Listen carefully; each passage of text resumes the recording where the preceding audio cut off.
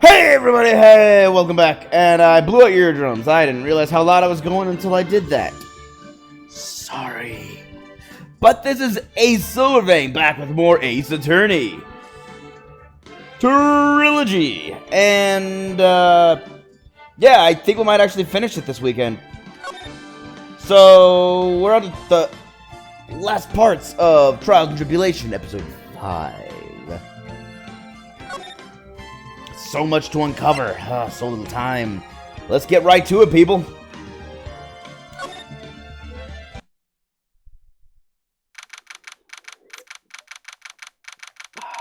Delicious.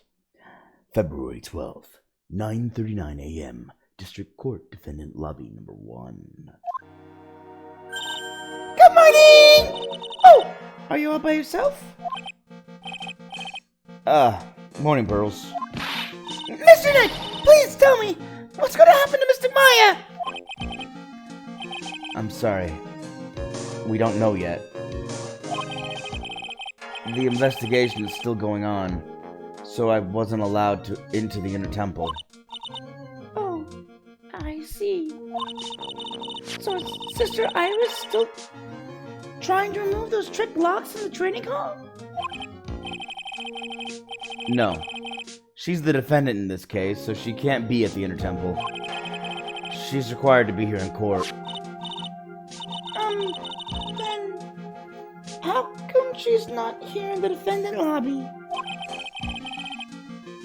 I have to admit, it's kind of strange. If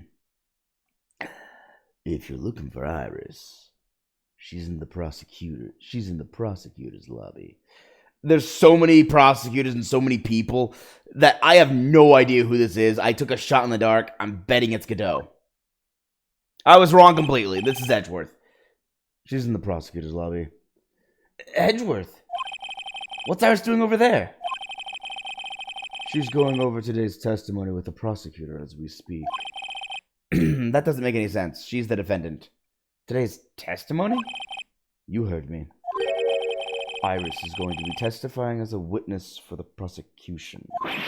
Wait, what? Against herself? The prosecutor is squeezing her for a confession. Or so I heard. Franziska von Karma, what are you up to? I know what you're thinking, but Franziska isn't going to be the prosecutor today. What? Then who is? Who else would it be but Godot? Godot. Franziska's engaged in some important work at the Sacred Cavern. The Sacred Cavern? You don't mean that she's... Exactly. She has been out there all night, trying to remove those trick locks. With the head nun's assistance, naturally. We estimate that the last of the locks should be taken care of in about 3 hours. I hope everything continues to go smoothly, and we receive some good news soon. Yeah. Thanks, Edgeworth. Prosecutor Godot intends to nail this case shut today. Be prepared to fight like there's no tomorrow. You don't have to tell me that. Touché. I can already see it in your eyes. You're not the same fever-ridden, frantic maniac you were yesterday. Must have gotten some good sleep. It's strange. On the way here, I decided that today would be the end of all of this. Almost immediately after I made that decision, I felt myself getting stronger. Interesting. Maybe you've passed your cold on to someone else. Literally. And with that, I leave the rest in your capable hands, partner. Thanks. Hey! See, Edgeworth's pretty cool. I still don't have answers for most of the riddles plaguing this case. The circumstances around the murder of Miss Elise Dirnim... No, I mean, Miss Misty Fey. The impossible flight Larry claims to have seen. And what that woman is really after. I will solve them all and bring this whole tragedy to an end.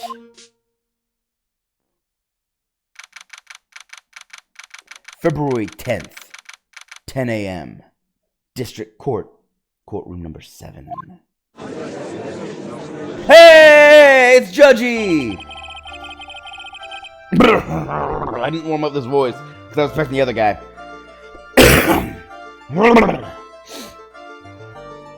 Court is now in session for the trial of Iris.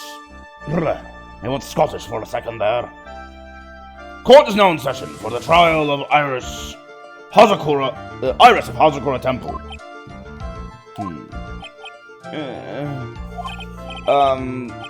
Your Honor, what are you? Who, me?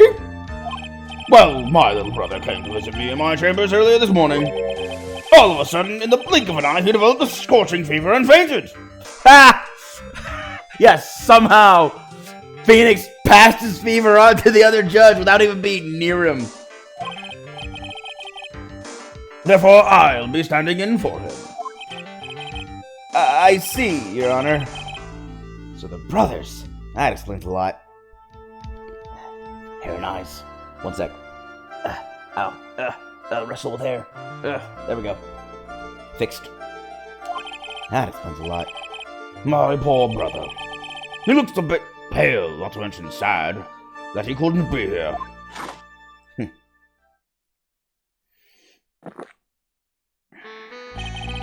It is impossible to predict what the future has in store for any of us. This is precisely why people feel the need to judge the past. And we of the court have been charged with the solemn duty of passing such judgment. Well said, Mr. Goodall. I understood exactly what you said. At least up until the end, anyway. Now then, Mr. Goodall, please proceed with your opening statement. Humans are fragile, fickle beings. Our hearts change with the shifting of the tides. There's only one thing that remains a constant in this crazy world, and that's coffee. The bitter darkness that lies at the bottom of this mug. What did I tell you? Coffee. So then you mean... forget it! What do you mean? During yesterday's trial, the accused refused to admit her role in the crime, but today she has had a change of heart. Sister Iris of Hazakura Temple has a confession to make. Confession? The defendant? Iris, why didn't she discuss this with me first? Very well. This court will now hear the defendant's confession. Iris still had a reaction to him when she first saw Nick. So what is the connection Iris has with Phoenix? Is it because her sister told her a lot about Phoenix and how much she hated him? Or she's seen a picture of Phoenix? How does Iris know Phoenix? Upon meeting a beautiful lady, always ask for her name and profession. That's one of my rules. Hello, you're beautiful. What's your name and job? My name is Iris. I am but a simple nun, undergoing training at Hazakura Temple. Witness, is there something that you want to confess to? Yes, but first, I want to apologize to Mr. Wright. I can't continue lying to everyone anymore. It's alright. What is it? Mr. Wright, I have to admit that I did play a part in this terrible incident. Are you actually confessing? Are you saying that you were the one who murdered Miss Elise Nim? No, I'm not, Your Honor. But I dealt with the cover-up. after the murder took place. After her spirit left, I took the lifeless shell of Mystic Elise and carried it to the Hazakura Temple courtyard, where I desecrated it. What? Yeah, that makes sense with what we've seen. Order in the court! Order! Witness! Are you saying you were an accomplice to the murder? Yes, that's correct. What? Sorry, I didn't do it long enough. What? 3 minutes in court and I'm already covered in a cold sweat. This is gonna be a long day. Huh. Everyone on the planet is an accomplice to something. It just happens to be that in this case, it's to murder.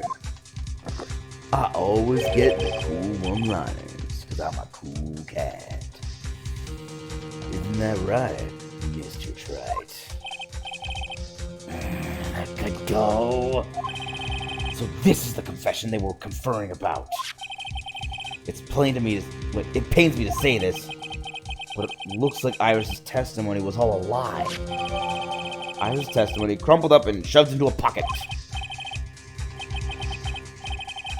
Now then, little lady, if you don't mind, I've got a question for you.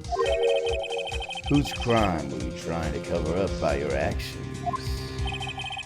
I was just covering for someone. No, I'm definitely up a creek without a paddle. Or a life jacket. I'm drowning, that's what I'm saying. I've been at the Hazakura Temple ever since I was a little girl. Hazakura Temple is run by one of the branch families of the Korean tradition. One of our missions is to protect the main family. I'm sorry, but the main family? Yes, and that's why I would dirty myself if need be to protect her. I don't like where this is going. The daughter of the master of the Korean channeling technique, Mystic Maya Fey. Except she was locked in a cage! How'd she do it?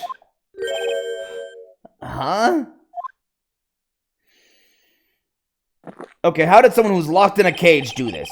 Wake up and smell the coffee, Wright. She's naming... Maya! Order in the court! Why is Maya Fame a suspect in my court again? So not only did you witness the murder, you know the name of the murderer? I'm terribly sorry, but it's true. I saw her commit the crime with my very own eyes. And then I cleaned up the area to try to protect her. Objection! I object wholeheartedly. That's ridiculous! Maya could never do such a... The defense will refrain from commenting until the appropriate time. Now, witness, let's hear your testimony. What exactly happened on the night of the crime? Yes, Your Honor. I thought I was prepared for the unexpected, but I never imagined the case would wind up going in this direction. I mean, you should have. When you saw the name Maya, you should have known, oh, the prosecution's going to latch onto this. The real murderer. I went to the inner temple that night, and I saw it all happen in the garden. I saw Mystic Elise strike Mystic Maya with her staff. While Mystic Maya was still stumbling, Mystic Elise moved in to deliver a fatal strike. There's absolutely no way or reason that Maya would have done this to Elise. I thought there's really no motive. At all. Because she's saying that it was just straight up Maya. Not that Maya was possessed, but that it was Maya. Not that she was channeling, but that it was Maya. So it can't be Maya. But we have to convince the judge of that. That's the hard part. Mystic Maya tried desperately to defend herself and stole the weapon. It was only in self-defense. You can't blame her for it. Okay, gonna say as well, there's no way Elise would have attacked Maya. So it was in self-defense? Yes. Mystic Elise was the one who attacked first. That's why I tried my best to protect Mystic Maya. You moved the victim's body to the temple so that Maya wouldn't be suspected. Isn't that right? Not bad. You got the instincts of a true criminal. Something's not quite right. I'm sure it was established yesterday that Iris never went to the inner temple that night. And that the person who did go was that woman. Iris even admitted it.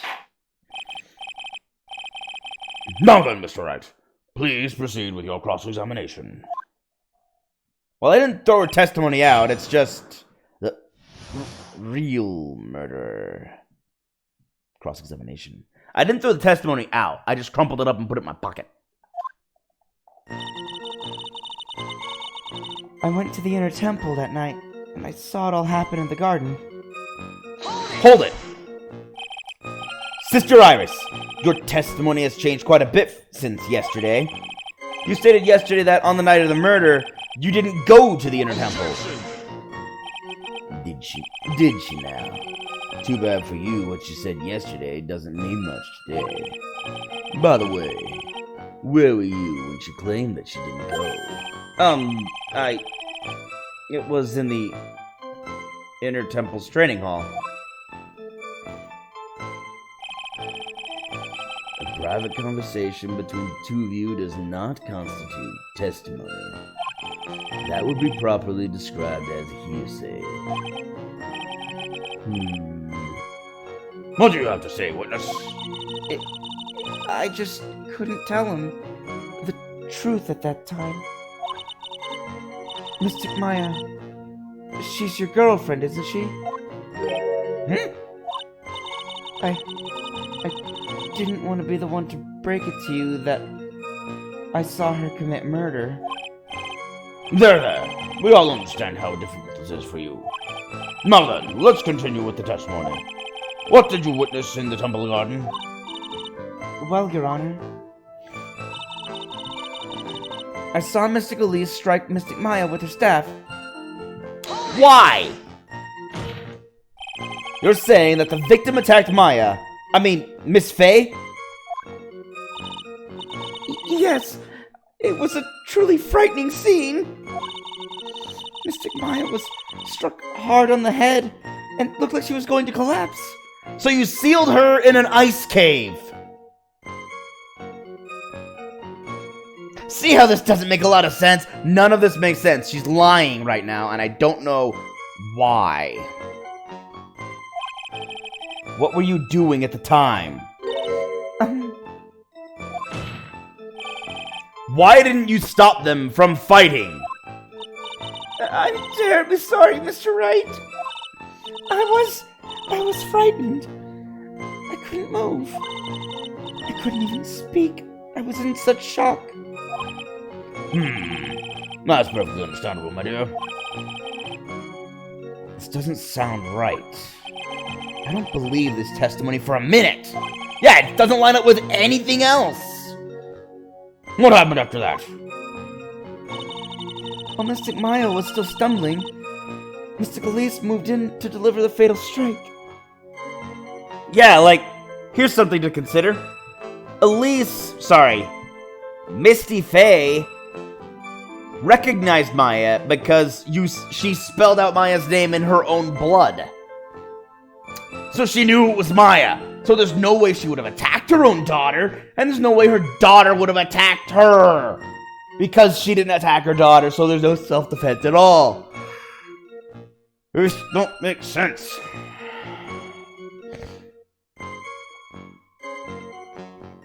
While Mystic Maya was still stumbling, Mystic Elise moved in to deliver a fatal strike. Why? She moved in to deliver a fatal strike? Yes, I'm sure of it. She threw down her staff and reached into a rope for a weapon. Impossible! Wait a minute. What was this weapon? It was some kind of dagger. Oh, good thing we kept it secret. Unfortunately, we kept it secret. A dagger, huh? And at least Nim tried to stab her with this weapon? To kill Miss Faye? Yes, exactly. Huh. You look like I did after I mistakenly took a swig of Worcestershire sauce. Worcestershire. Wait, Worcestershire. That's it. It's been a long time since I pronounced the word, okay? Worcestershire sauce. Worcestershire sauce. Do you have a problem with the testimony we're hearing from the client, boy? Do I have a problem with Iris' testimony? No problem yet. Iris is my client. I better not press her too hard. The defense has no objection to Miss Iris' testimony at the moment. Ha! You should try some nice sweet cafe con leche at least once, right? Sorry, buddy. I don't like coffee. Very well. Let's continue your testimony. What happened to Miss Faye when she was attacked by the victim? Mystic Maya tried desperately to defend herself and stole the weapon. And then Mystic Maya, she turned things around and then she used the weapon she had taken and lunged forward for a strike. Except that's a lie. Witness, are you absolutely certain? Yes, but believe me, she had no choice. If Mystic Maya hadn't done something, My Faye's name would have been written on this autopsy report instead. Yes, I see. This is bad. I still can't put the pieces together. Unless I find a contradiction in her testimony, Maya's going to get blamed for this. I only have this to say. It was only in self-defense. You can't blame her for it. So you're saying Maya Faye was the one who stabbed Miss Elise Dirnim? Sister Iris, is that really what you saw? Yes.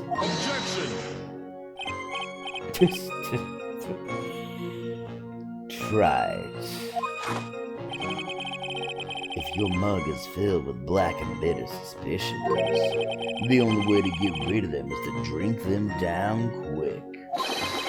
Like this! I know it's supposed to be a metaphor, but I don't get it. There's only one thing you need to get right. It's called evidence. Now hurry up, before my next cup gets cold. What does that mean? What does that mean? Is Godot waiting for me to point out the contradictions?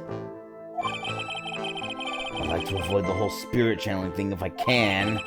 Not only would it be inadmissible as evidence, but I think it might actually hurt our standing with the judge. First, I need to pick her testimony apart and expose the unnatural sounding parts. I don't know why Iris would tell a story like this, but there are two things I noticed that just don't add up. Two things? There's two contradictions? Well, I know what one of them is.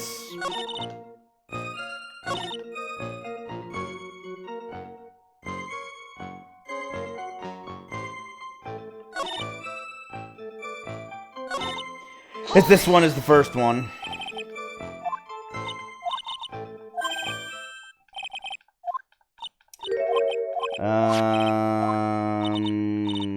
Yeah. Impossible. Utterly impossible. Yes, we get it. You're gonna gloat, and I'm gonna be like, I have an objection! Well, rather, there is one thing. Your Honor, I have a small problem with the witness's testimony. You do? But this... But this witness is your own client! Yes, well, nevertheless... That's fine. Witness, let's add your last statement to the testimony. Yes, sir. Hey, just a moment. It's my job to say that. You insubordinate? Listen, Gramps, I won't say it again.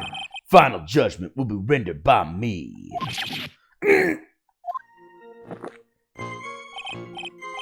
Okay, now, let's continue. Wow. The audacity. She threw her staff away and pulled a dagger from inside her robe. Yeah, that's not likely. In fact, that's incredibly unlikely. She threw her staff away? Mystic Elise was trying to kill Mystic Maya. I think that's why she wanted a more lethal weapon. It's true. It's not easy to inflict a deadly blow with a staff. Sister Iris, let me make sure I've got this straight.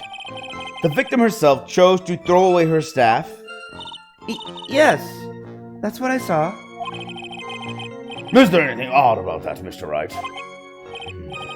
Yeah, it's odd, alright. Mystic Elise attacked Maya with the dagger. I'm sure of this. Oh, you're sure of it, huh? 100%. Absolutely positive. Not a doubt in your mind.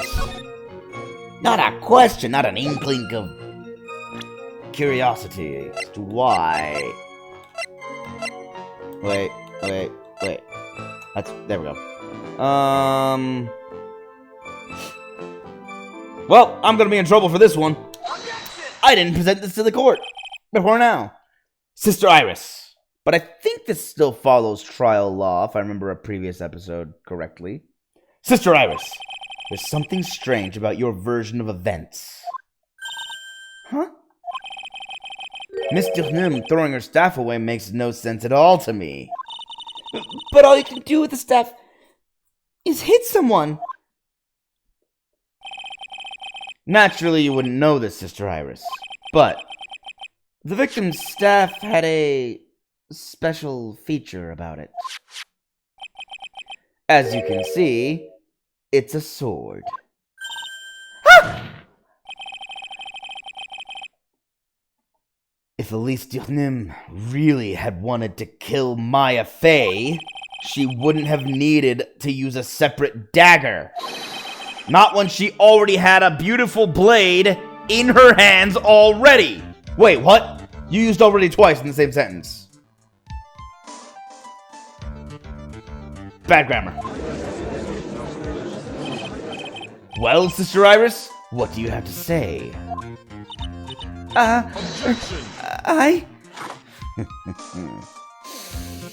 Delicious. That was an impressive bit of investigating, Trout. I never would have thought there was a sword hidden in that staff. But even so, how should I put this?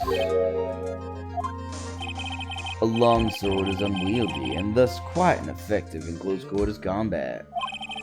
Maybe that's why she chose a dagger over her blade. A long sword is not ineffective in quote-unquote close quarters combat. A long sword is distinctly designed for close quarters combat, you fool! A dagger over her blade. Well...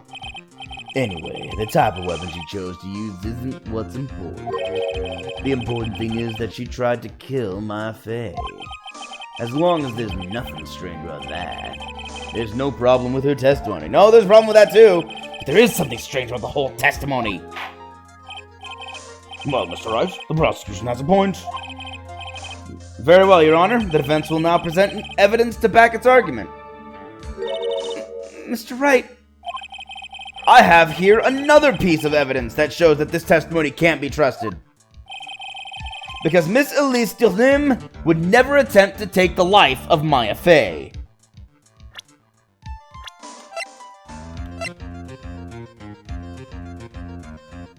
It's a little trick here. I used this to determine that she was the master. Which, you know what? This might be it. I think I'll try this. It's gotta be this, right? Well, Mr. Godot? If you ask me, I thought that might happen. If you ask me, the only thing that seems strange is the angle of Mr. Trot's index finger. Eh? Trot, sticking your finger in an electrical outlet might be safer for you. Otherwise, it might get bitten off the next time you poke it in the wrong place. Well, okay, hold on. I'm gonna do a quick save because I don't know exactly how far I can go.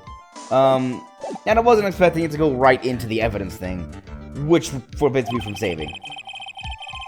I still don't think that Mr. Lim would ever attack Maya. If you think about the relationship, it's obvious. Yeah, I was trying to prove their relationship. Why don't you think it over one more time? Very well, Your Honor. The defense will now present evidence to back its argument. Okay, it's here.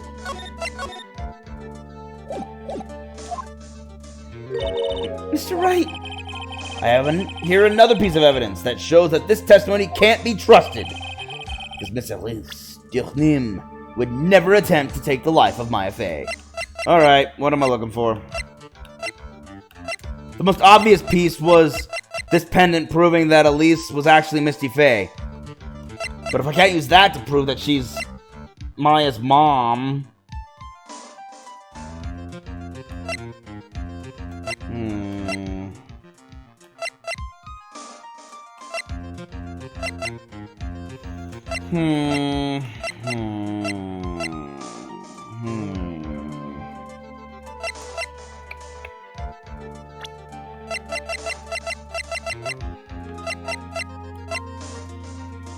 That's Morgan Fey.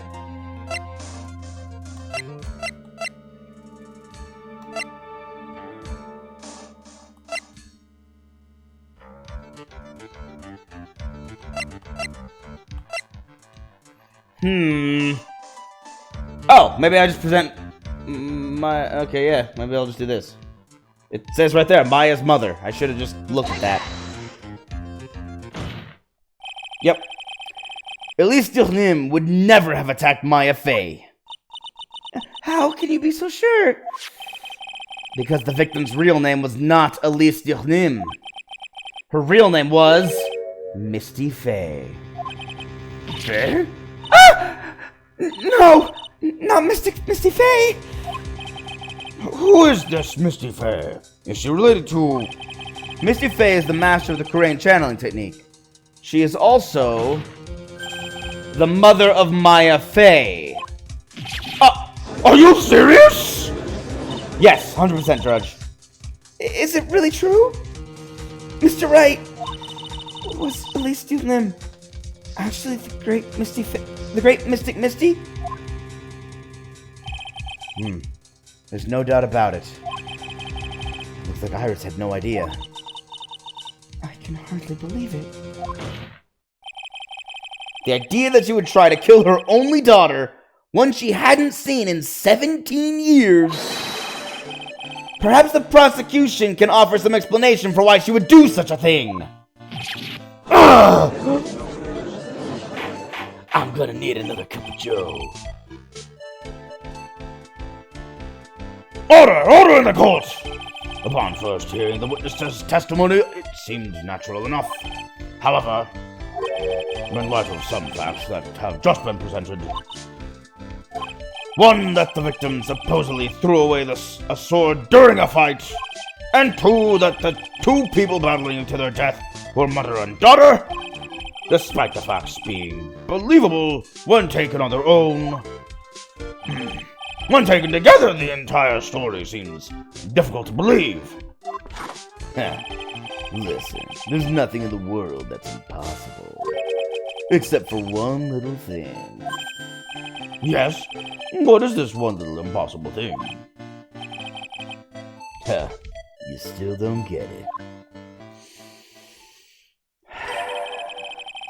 You think maybe my beans are under roasted? But you have no idea, Gramps. Could you get to your point?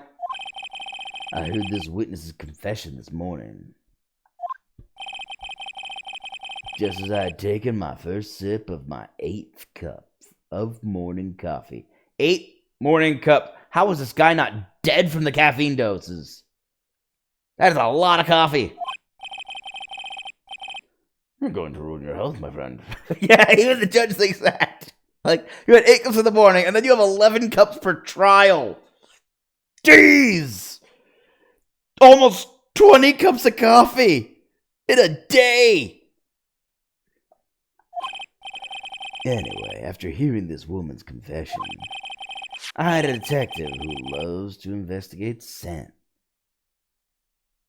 Wait. I had a detective who loves to investigate... Oh, wrong scent. I was thinking of a different scent. I had a detective who loves to investigate scent to the scene of the crime. And he discovered this little beauty.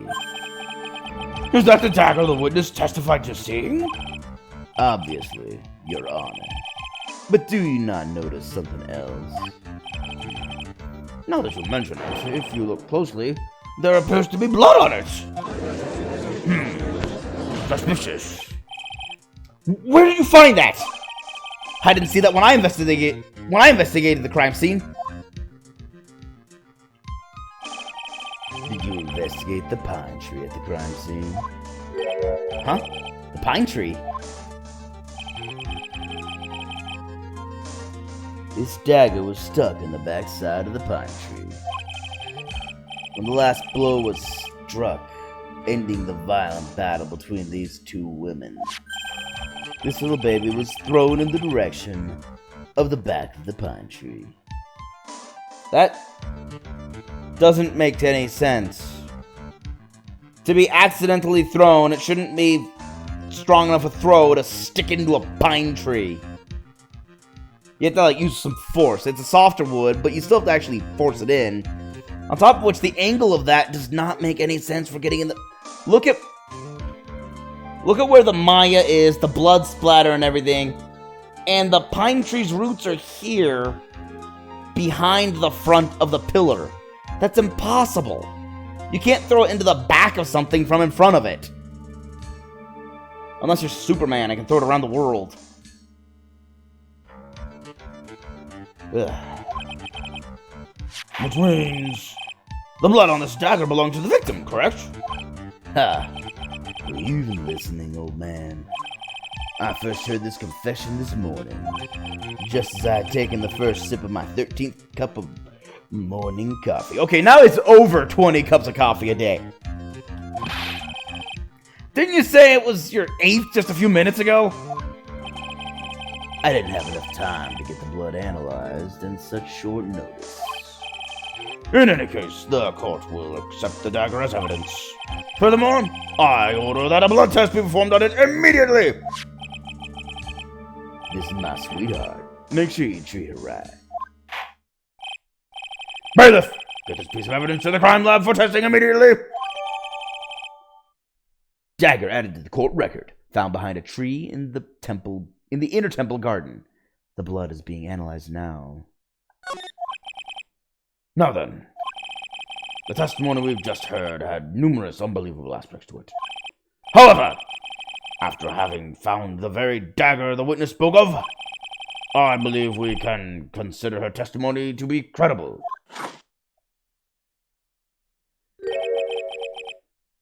Cute girls never lie. Ever. You liar! You're straight up lying! You're in the condition you are because of a cute girl. He's lying. He's a pretty bad liar, actually, when I think about it. In any case, witness, if you could please testify again to the court. About what, Your Honor? About the incident you saw, the battle between the two women. Yes, Your Honor. Okay, so now it's out that Maya had, or Misty Faye was actually, or Miss Durnim was actually Misty Faye, and Misty had a hidden sword. So now those two secrets are out. Now I just have to wrestle and grapple with everything Godot throws at me. The battle. Mystic Maya stumbled briefly after being hit over the head with the staff. But then she dodged Mystic Elise's next attack, and stole her weapon. Suddenly, Mystic Elise was the one on the defensive, with her back to the stone lantern.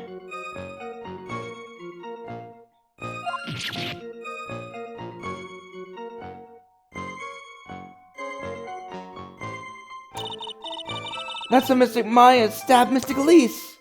Okay, well, that's a problem. For you. Because I got a little thing here called an autopsy report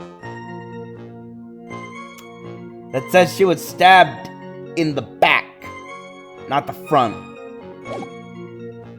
That's what she stabbed Mystic Maya. That's what Mystic Maya stabbed Mystic Elise. Mystic Elise managed to fling the knife away, but then she collapsed. Oh my gosh, where do I even begin with this? There's so much wrong with this testimony. Oh, there's so much wrong. No, it's a very heartbreaking story. Unfortunately, it was just that, a story. I don't know if there were any bad feelings between them, but it had been 17 years since Misty's disappearance. Perhaps they simply didn't recognize each other anymore. That seems reasonable. Now then, Mr. Wright, proceed with your cross-examination.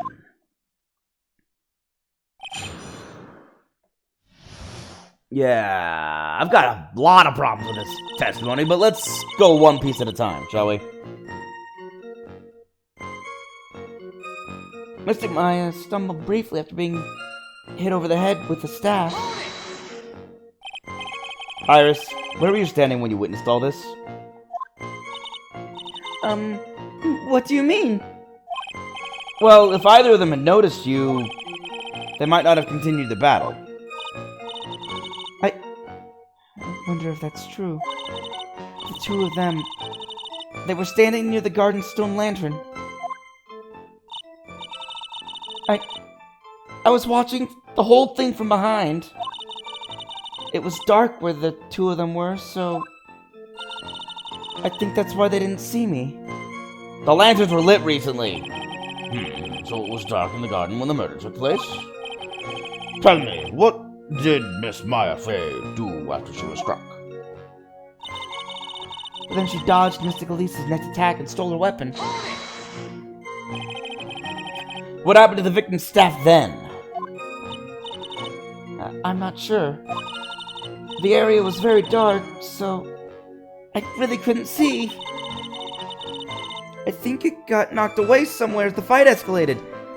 Okay, how to get to where Mystic Elise's body was found? That makes sense. No, it doesn't, Judge.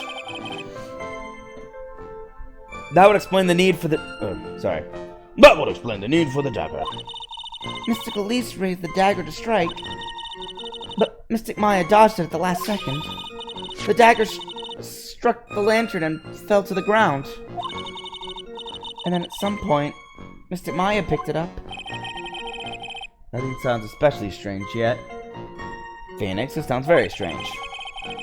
What did the victim do when the weapon was stolen from her? Suddenly, Mystic Elise was the one on the defensive with her back to the stone lantern. You're saying that Maya Fey turned the tables on the victim? Yes.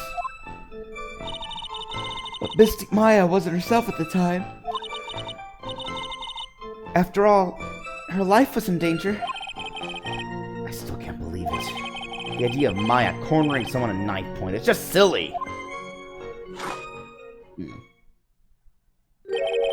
As they say, a cornered fox is more dangerous than a jackal.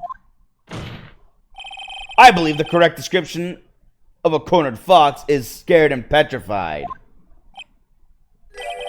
Your animal analogies have grown tiresome. You were the one who started it. Anyway, so after Maya Fey backed the victim into the stone lantern, what happened next? That's when Mystic Maya stabbed Elise. In the front or the back?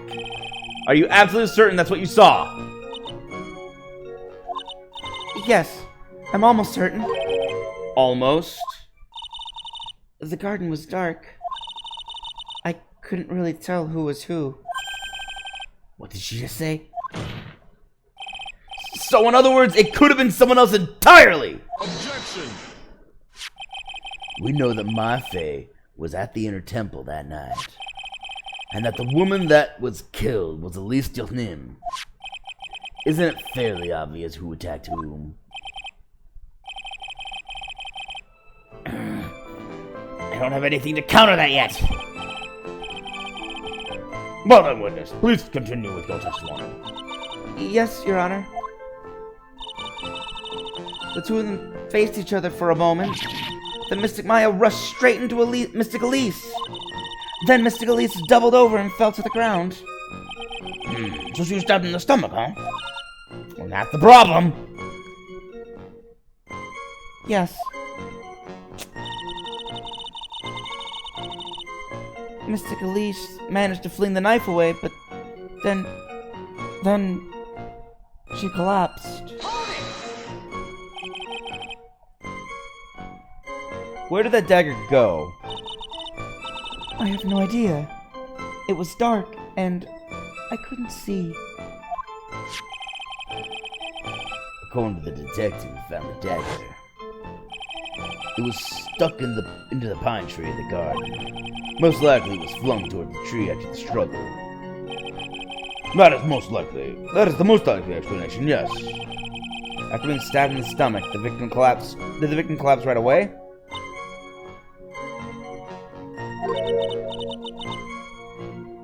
Now that I think of it, she seemed to stare at Mystic Maya for a while, and Mystic Maya stood there, not moving an inch. It felt for a moment like time had just stopped. But then, suddenly, as if the spell had worn off, Mystic Elise fell over. It seems like a reasonable story at first. But there's one thing that is completely impossible. The very idea of Maya stabbing someone. Yeah. That alone is impossible. Which means this faulty testimony must contain another contradiction in it somewhere. I know where, I know where.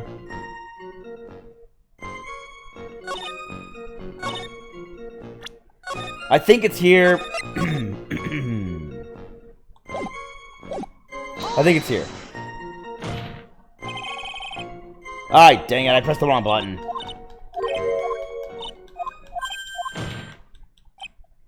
You know what? I can just go back. I did just save. There we go. Yeah, it's all well and good, but, I got an autopsy report. Something about you just isn't right today, Iris. Huh? Until now, I didn't think you were the type to make such a careless mistake. However, the testimony you just gave contains quite a few contradictions. What do you mean? What's wrong about my testimony? According to you, Maya Fey stabbed the victim while she had her back to the stone lantern, correct? Yes, that's right. But in that case, the victim would have been stabbed in the stomach, right? Yes, I think so. But, according to the autopsy report, the cause of death was due to blood loss from a stab wound in her back. This proves that the victim was stabbed from behind, not the front. Sister Iris, it appears another seed of doubt has sprouted from your testimony.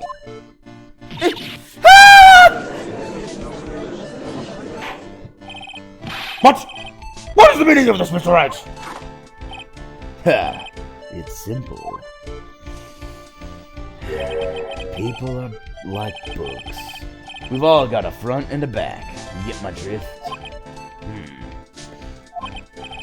Is that all you have to say? That wasn't so deep. That was just a statement of pointing out the facts. I can also say that darkness loves to play with the human mind.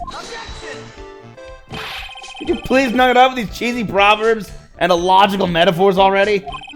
The point is, too much of this testimony just doesn't make sense.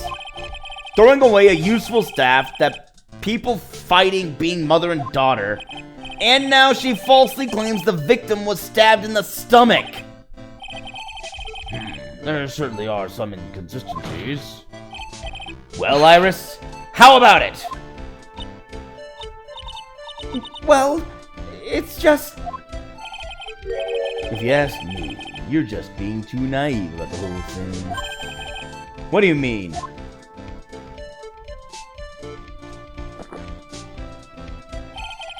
There are 253 distinct types of bitterness in coffee. I don't believe that for a second. But to pick out each one requires total concentration and the use of all the senses. Were you really concentrating on what this witness actually said? Prosecutor Godot, explain yourself. The witness was quite unambiguous about her own ambiguities when she said that the garden was dark and she couldn't see clearly. A human needs one thing to see clearly, and that is light. Light. By the way, did you know Hazakura Temple has a rule that on nights when an acolyte is at the inner temple training, the stone lantern in the garden must be kept lit. Yeah. I did wonder what that stone lantern was there for. Well, if that's true, shouldn't the witness have been able to see the crime more clearly? Normally, yes, Your Honor. But according to the head nun, Sister Bikini, on the night of the crime, it was impossible to light that stone lantern. Impossible? It hadn't been used in a long time, and the wick was no good. In other words, it had to have been nearly pitch black in the garden that night. There could have been a faint light coming from the training hall, but that's all. Most enlightening. Yes, that illuminating fact has chased all the contradictions away. If the staff was dropped, it would be difficult to see. It also explains why they didn't recognize each other. We can't see the demons that lurk in the night. That's why humans are weak. Isn't that right, Wright? No!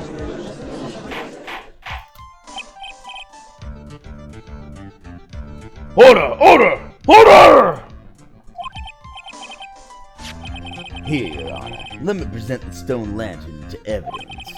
Maybe it will rekindle the flame of truth in your mind. A lantern from the inner temple garden was not lit the night of the crime.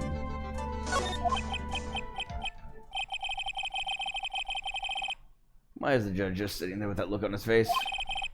What's wrong, Your Honor? Was that flame too hot?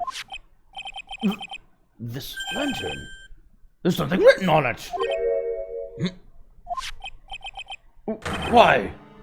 It's written in blood. Oh boy. So the judge didn't know about that yet.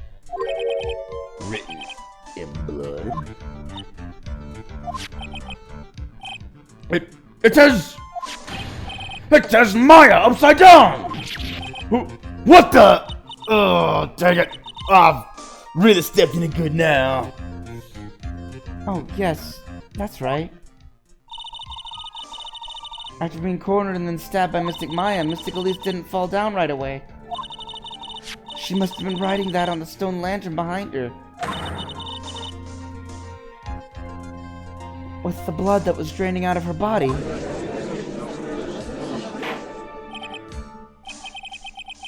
It Certainly looks that way. Hang on just a minute. What are you all talking about? What do you mean, what are we all talking about? Oh my gosh!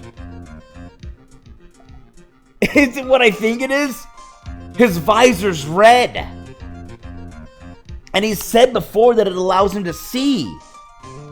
Can he not see the color red?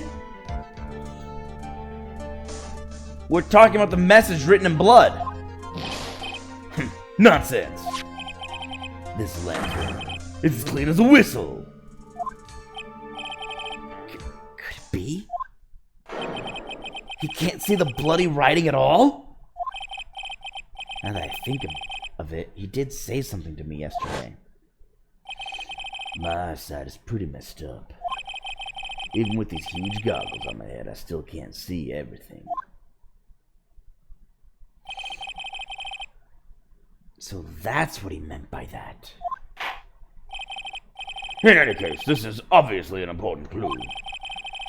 We now know that the crime scene was dark, and that the victim scrawled this message on the stone lantern. Well, Mr. Godot, anything further? Mr. Godot?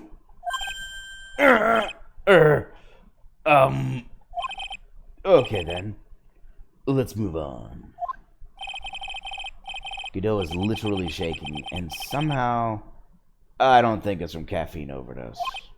Somehow. I don't know how he hasn't OD'd from caffeine yet, but I don't think he has just yet. I believe it has now been established that Miss Jotnim was killed by Maya Fey. That's just wrong! Now it's time to turn our attention to you. Yes, sir. After the victim died, you did something, didn't you? Let's hear it. We're all ears. I still have... Here's the thing about having twin sisters, both of whom have psychic powers, basically. I can't tell if this is Iris, or if Iris is currently possessed by Dahlia. I have no idea. Both are possible. And because they even have the exact same face and hairstyle, there would be no physical change. No observable physical change, anyway. Because the person's hair color, even though the body changes when they're channeling, their hair color always stays the same.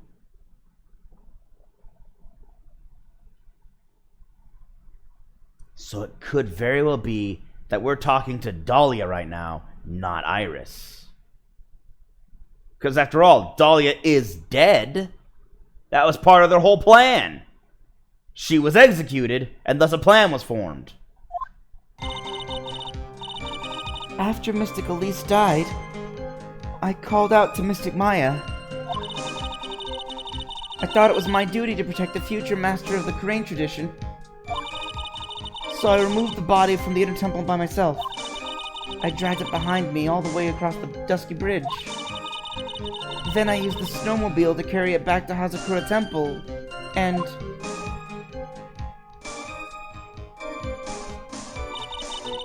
I used the Shichishito to alter the way the wound looked. So you moved the body? Yes. I was raised at Hazakura Temple. I owe a great deal of thanks to the Fae Clan. But even so, I never imagined that Elise Nim was actually Misty Fae. I've committed a terrible sin. A terrible trick of fate. I believe you're looking for Twist of Fate, Your Honor.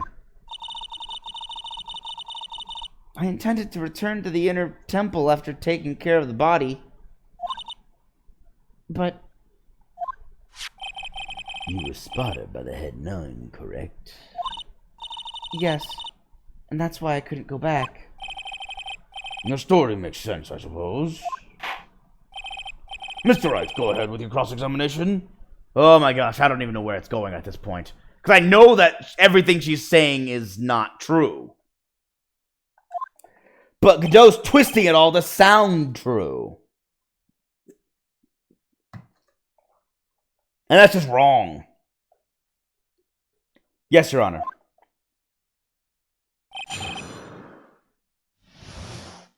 Sister Iris's cover-up. After Mystic Elise died, I called out to Mystic Maya. So you waited until everything was over before making a move? No, it's not like that. She saw someone murdered right in front of her eyes. It's not surprising that she was a little timid. Yes, I suppose that's true. Sometimes when I'm watching lawyers argue back and forth with each other, I feel so helpless that I just sit quietly and wait for them to reach a conclusion. Isn't it your job as a judge to mediate the argument? It wasn't until Mystic Maya saw me that it finally dawned on her what she had done. I thought it was my duty to protect the future master of the Korean tradition. So then, you knew? You knew the significance of the name Maya Fey? Yes, of course I did. That's odd. I mean, Sister Bikini didn't recognize Maya's name, let alone her position. Anyway, she was a very special person indeed. So I removed the body from the inner temple by myself. Why did you do that? Because I didn't want Mystic Maya to be suspected in any way. I thought the best thing would be to remove the body from the crime scene. You moved your body all by yourself. Yes, I did. It would have been impossible if it wasn't for the snow. The snow, huh? I dragged it behind me all the way across Dusky Bridge.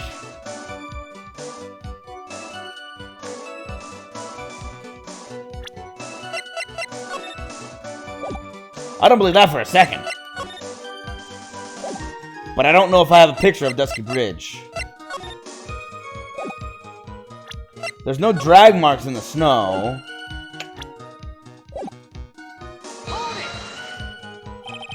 It's pretty amazing to make it all the way across. That's a rickety old bridge. It looks worse than it is. It's surprisingly sturdy despite its age. It's like they say, idiots are too stupid to catch even a simple cold. I just had a cold! But there's one other thing that bothers me. Why not just throw the body into the Eagle River? It would have been much easier than dragging it all the way to the Hazakura Temple. I thought that it would still cast too much suspicion on Mystic Maya. That's why I tried to take the body as far away as possible. Makes perfect sense to me. For the time being. Anyway, what did you do after you crossed the bridge? Then I used the snowmobile to carry it back to Hazakura Temple. And... hold up. The snowmobile? I knew that would show up sooner or later. yes, I had the key. I used the snowmobile to travel from Hazakura Temple to Dusky Bridge. This is the part that was in question the other day. Should I ask for more details? Sure, snowmobile. Let me hear more about this snowmobile ride. Well, it was very cold that night, so I rode it all the way to the foot of the bridge. From... Godot? What? I'm sorry, witness. But now, I've got a problem with your testimony. Excuse me? Godot, what are you up to now? That night, after the head nun left the remainder of the training to you, she said she walked from the inner temple back to Hazakura Temple. Yes, I'm fairly certain that's what the record indicates. Let's recall her comments on the subject.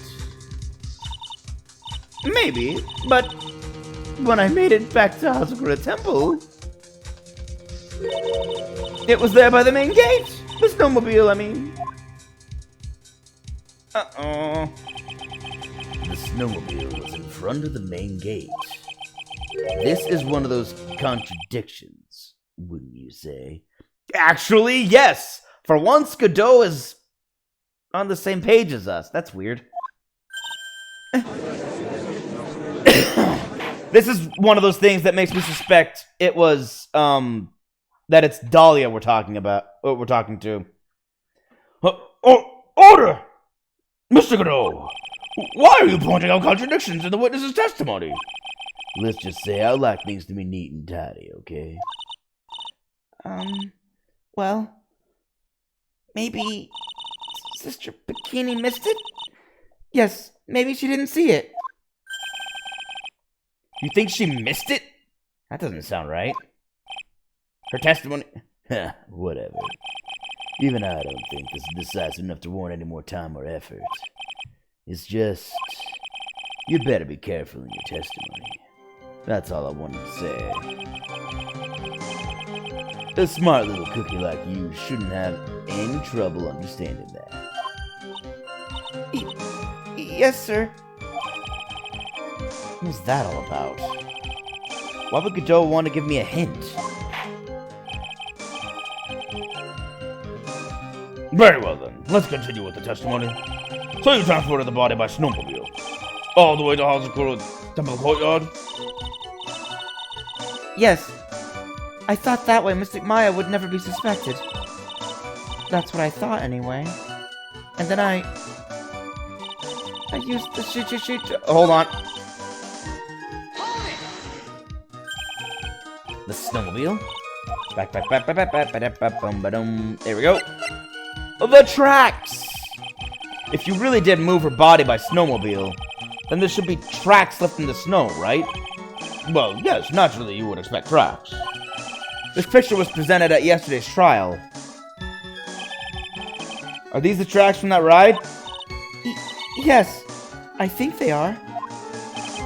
But I can only see one set of tracks here. I don't see what's so strange about that. Snow was still falling when I left Hazakura Temple. I see. Snow is still falling, huh? And then, when the murder took place, it had already stopped. That's also true. That's why there are such fresh-looking tracks. How about it, Mr. Wright? What do you think about this testimony? It's very important. When the murder took place, the snow had already stopped. That doesn't make sense if you stack it up against the other evidence. Your Honor, I'd like the statement Iris just made added to the testimony. But does it have something to do with the case? All will be made clear if you allow her statement to be added to the record. This should be fun. You. Let's get this snow business cleared up, shall we? Yes, sir. By the time the murder took place, the snow had already stopped. Hold up, back. Okay. Use the Shichija. I used the shishi to alter the way the wound looked. Is that what you were doing when Sister Bikini saw you? Yes, that's right. She probably thought the worst. Probably. More like definitely. I see. The Sister Bikini mistakenly thought you were the one that murdered Mr. Nim. I'm so sorry. Please forgive me. It's all my fault that this case has gotten so confusing. By the time the murder took place, the snow had already stopped. There have been a lot of contradictions in your testimony so far. This time, are you sure it's all true? Yes, I am. When the murder happened, the snow had already stopped? According to you, that's why the snowmobile tracks were so clear. That's right. I'm certain of it. I think I've trapped her this time. I see how you think. Snow, huh? Okay, he sees where we're going with this. He's just like, I see how you think. Snow, huh? What's going on here? If the snow really had stopped by the time of the murder, it'd mean there's a bigger hole in her story than the movie The Grid Revelations.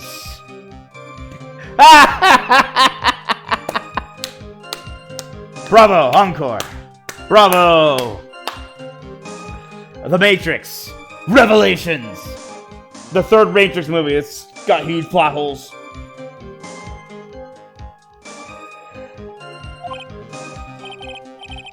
Ha! Well then, Mr. Trap, perhaps you'd like to share your theory with us. Let's see what's up your sleeve.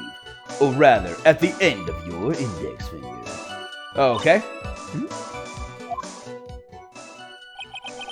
I don't want to believe it, but I don't think my logic is failing me.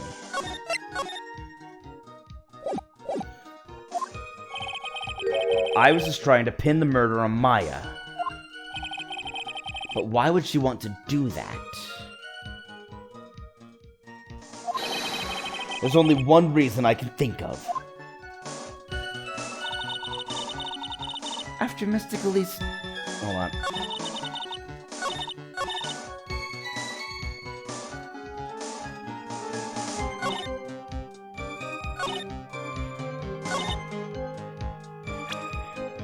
Okay, I can easily point out that the snow had...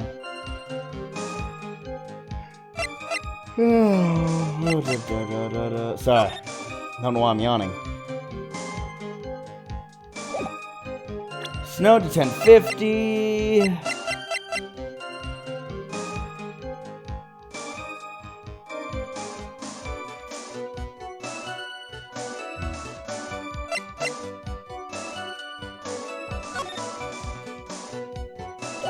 That doesn't help me. That doesn't really help me.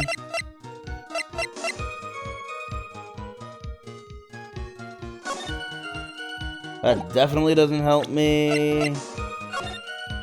That also doesn't help me.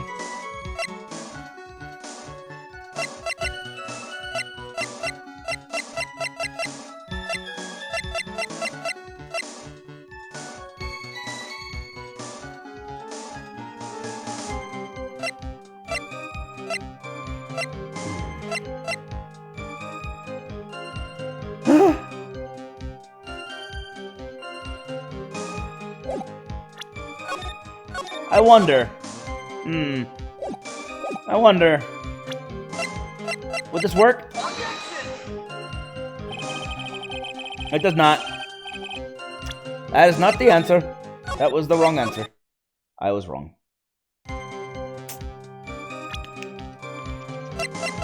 What am I looking for? Gravy doesn't help me.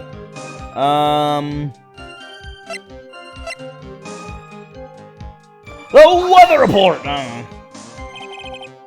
don't know why he's so fixated. They're all so fixated on snow. I feel like this is the important part. I haven't had her add it to her testimony, and yet it's not really helping.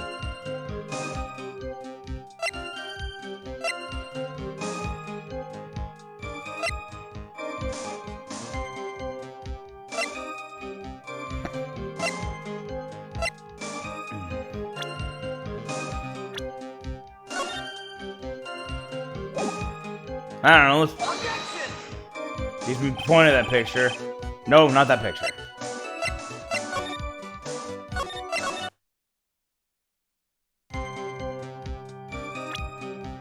Okay, so the answer is...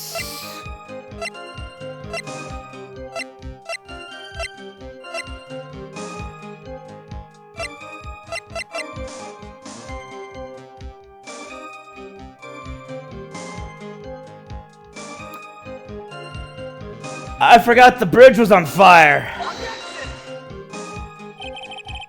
Never mind, that also is not right. What is the answer? Why bring up the snow?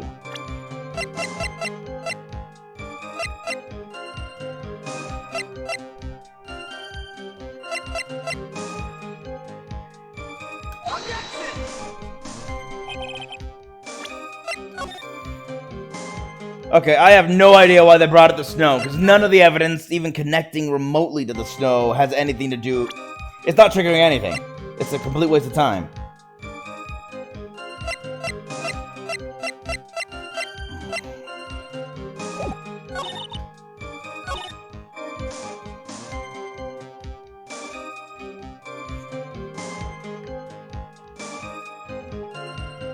I don't know. Time to finagle this. Make it work. I'm gonna jimmy it until this lock opens.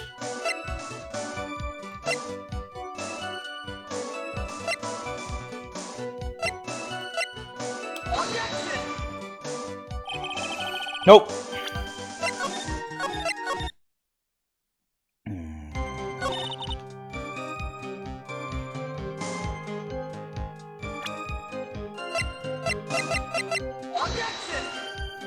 Bridge on fire. Nope.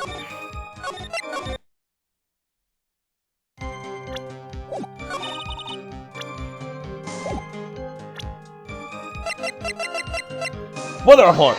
There it is. That's it. Hold up. I got something in my throat. I gotta get it out. Hold on.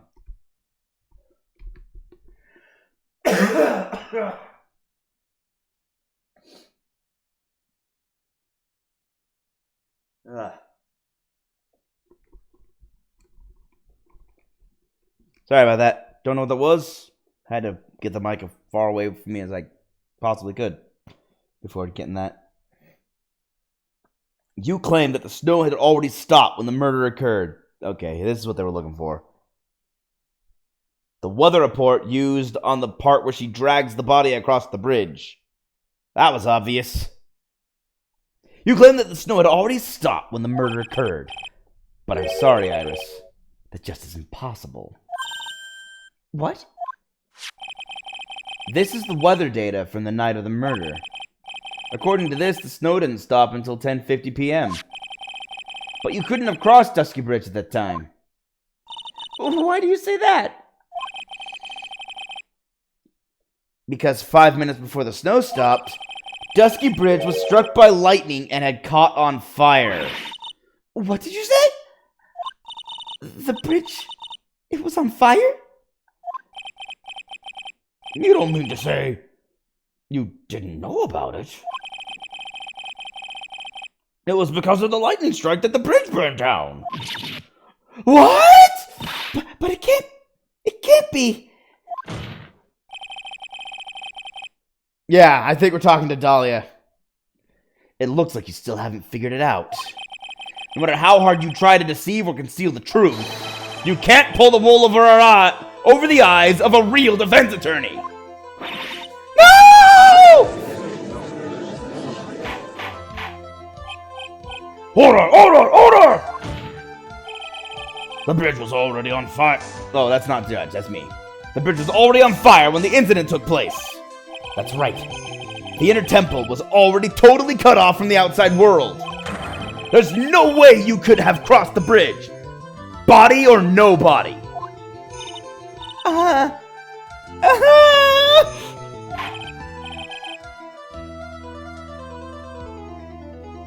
Witness! Even my patience has its limits. Any further lying and I will find you in contempt of court. Do you have anything to say for yourself? The only person here that is truly contemptible is you. Who, me or the judge? Oh, man. The judge? Oh, man. Me? How dare you? Whether this witness lied or not doesn't mean squat right now. Squat? The important thing now is to find out the truth, isn't that right? Yes, of course, but... Whether it was snowing or not snowing, or whether the bridge was burning or not, there are two facts that can't be disputed. First, the body of Elise Dirnim was discovered in the Hazakura Temple courtyard. And second, the head nun, Sister Bikini, witnessed Iris desecrating Elise Dirnim's body. He makes a good point on both counts. That's right. I'm not lying. What are you claiming this time? I wasn't myself at all that night. So my memory is still somewhat hazy. You have stood at that witness stand and testified this entire time. Are you telling us now that your memory of that night is hazy? Is only human to err. If you're so perfect, right, maybe you can explain this to the court. What is it? When the murder happened, the bridge had already burnt down. But somehow the body traveled across the bridge and was found in the temple courtyard. Perhaps you have some kind of perfect explanation for this little magic trick. Well, not exactly, no. I have something. I know there must have been some other way she got across that burnout bridge. But unless I can somehow demonstrate it, we'll never know the truth.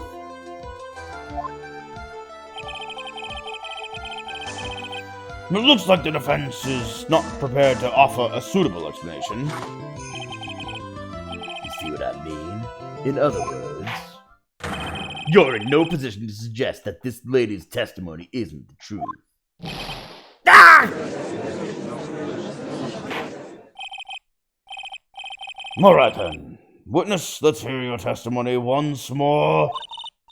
About what, Your Honor? You've admitted that you moved the victim's body. Nevertheless, your prior testimony contained a rather large inconsistency. Please add an explanation for that to your testimony. Yes, Your Honor. Will this be her final testimony? Moving the body. Other than walking over the bridge, there's no way to move the body. So I must have just gotten confused, I guess. Was the snow still falling or had it stopped? Does it really matter that much? Or are you saying that there is a way to cross a burning bridge?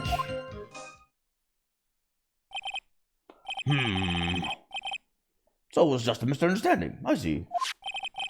This is a photo of Dusky Bridge after it burned down from the lightning blast.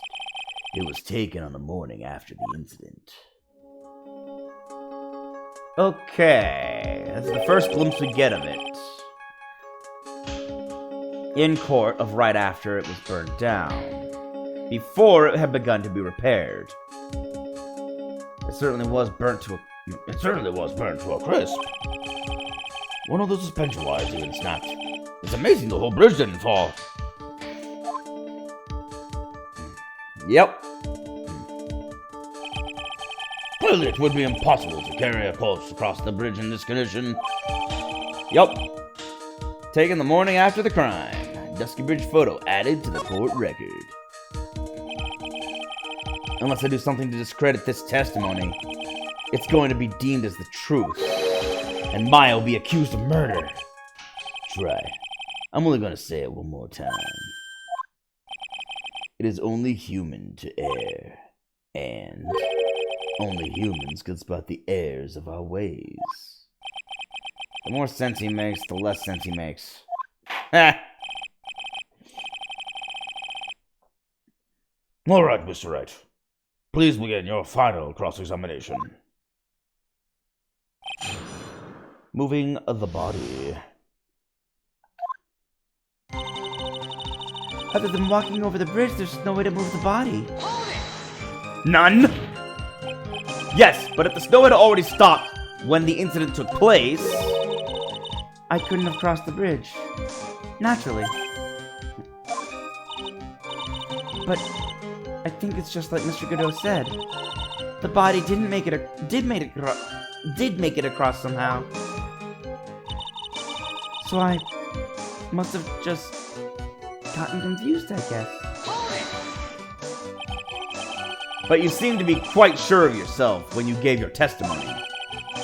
You said you were sure the snow had already stopped.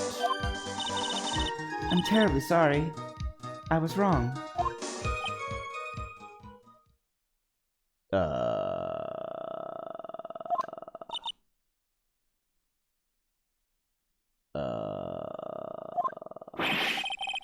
So you really think an apology is going to get off the hook?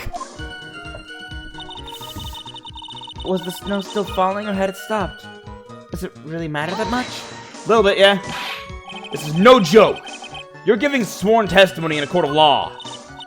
Well, Mr. Wright, let me ask you a question. Do you remember what the weather was like 1 week ago today? Huh? Well, naturally it was... Okay, let me see. A week ago today, I believe it was sunny with clouds. Where I am. See, I remember the weather a week ago today. Dang it, Phoenix! You see, it's not that easy to remember, is it? But if it had been some kind of special day, I would have remembered.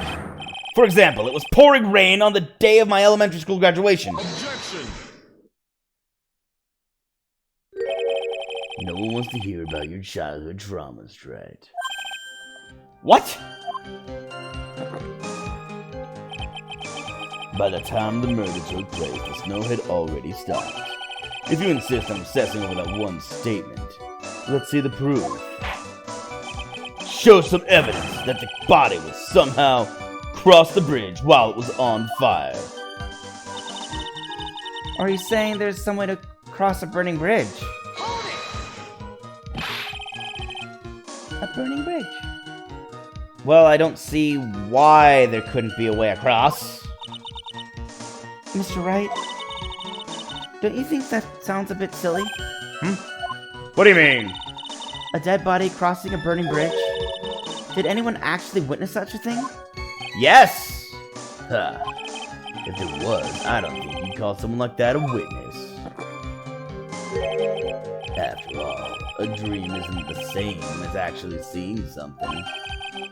I've come all this way, so I owe it to everyone to figure this out. But how do you transport a body across a burning bridge? Even if I don't know the exact answer yet, it's okay. I'll start by examining all of my evidence and see where that takes me. I've gotta be like a shark. If I don't keep moving, I'm as good as dead. That's true. If a shark doesn't keep swimming, it can't breathe. That's why they're always swimming. Their gills can't force water past their gills like regular fish can.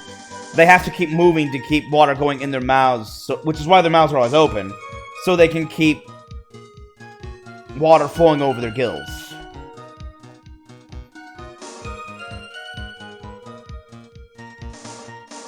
A way to cross a burning bridge. Certainly. Observe. I will prove it! Ha ha! Someone saw! A dead body flying over a burning bridge. I wouldn't exactly rule out the possibility.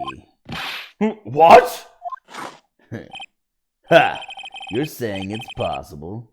Don't make me laugh. The only thing that's possible about your claim is that it's been pulled out of thin air. I don't know about that. In any case, we have a witness who did see it happen. Preposterous! Who is it? Who is this witness? I can't chicken out here. I've got to keep on the attack and go, go, go! Miss Elise Durnim's brilliant and highly gifted apprentice.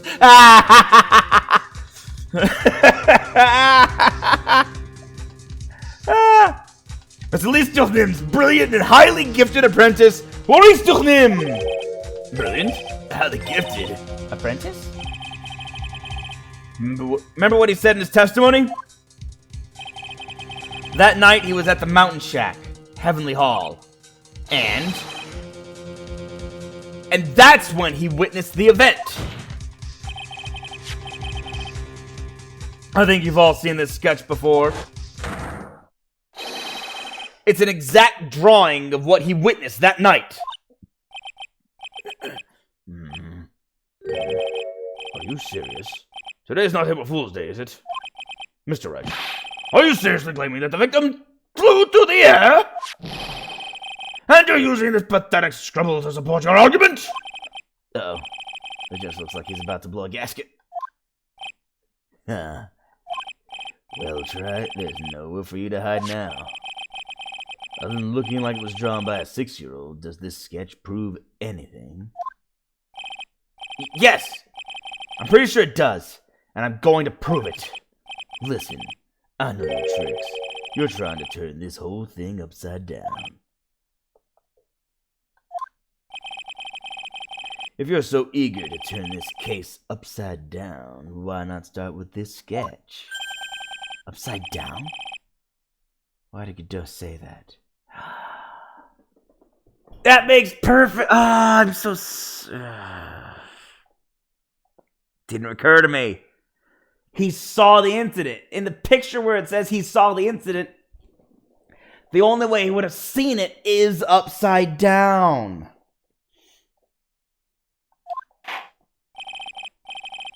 Alright then, let's hear the defense's theory. What exactly is this sketch trying to show? I don't think old Whiskerface is going to forgive any more mistakes. Okay, hold on. Before that happens, I'm going to look at the picture.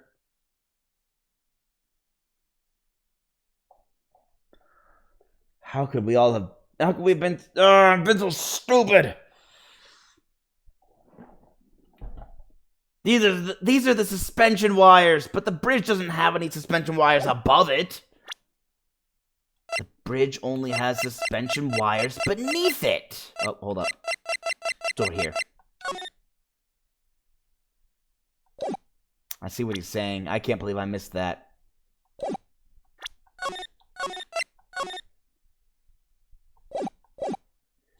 I don't think old Whiskerface is going to forgive any more mistakes. Alright, Phoenix. Look carefully and think it over.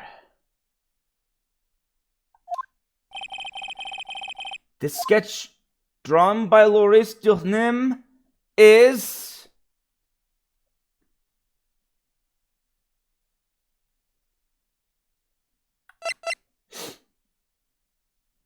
exactly what happened! No, I know what it is. I know the answer. I know the answer. I get it now. It just worded it weird. It is exactly what happened. But it's a complete contradiction. Something is obviously funny about this sketch. I'm no arts critic, but even I can see that. No, that's not what I mean, Your Honor. Louis Durnim stated over and over that this sketch was exactly as he saw it. However, if we're to believe his testimony, then the sketch contradicts reality as we know it. It contradicts reality? Ha, this is getting interesting. Looks like you're back to that finger pointing thing again. Okay, right. So what exactly contradicts reality in this picture? The suspension struts? Is this wire connected to the bridge? The wire? Ha! Is that the thing that contradicts reality? It is indeed. Then show us the reality it supposedly conflicts with. Show us something that will point out how the sketch contradicts reality. Sure. I'll show you your own photograph. That's a photo of Dusky Bridge, correct? Yes. Now compare the sketch and the photo for a minute. In the sketch, the wires appear to be above the guard wires. But on the actual Dusky Bridge...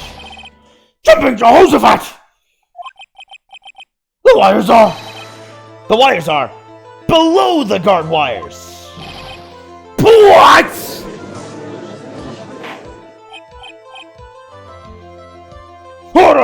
Order! This sketch is somewhat different than what's depicted in the photo. However, isn't it likely that the artist just saw it wrong? Or perhaps he just drew it wrong? Either way, it sounds like you're just wrong. With someone like Loris, I admit a mistake is definitely a possibility. But then that begs the question. Why did he make a mistake? What was the reason? Are you saying you know the answer to that? Listen, think back, alright? Remember what Loris was doing when he witnessed this event? He was at the Heavenly Hall waiting for a lover that was never going to come. He waited and waited, and finally he laid down. But then, lightning shoots from the sky and sets the bridge aflame. Now ponder what sort of position Loris must have been in at the time. He was lying on his back, which is why he remembered the scene the way he did. He was lying on his back? I can't see how it relates. But it does, Your Honor. That is the reason why the wires in the sketch go up instead of down. Ah! Ugh! No way! Loris Nim witnessed the event while he was lying on his back, face up! In other words, the scene that he saw was actually upside down!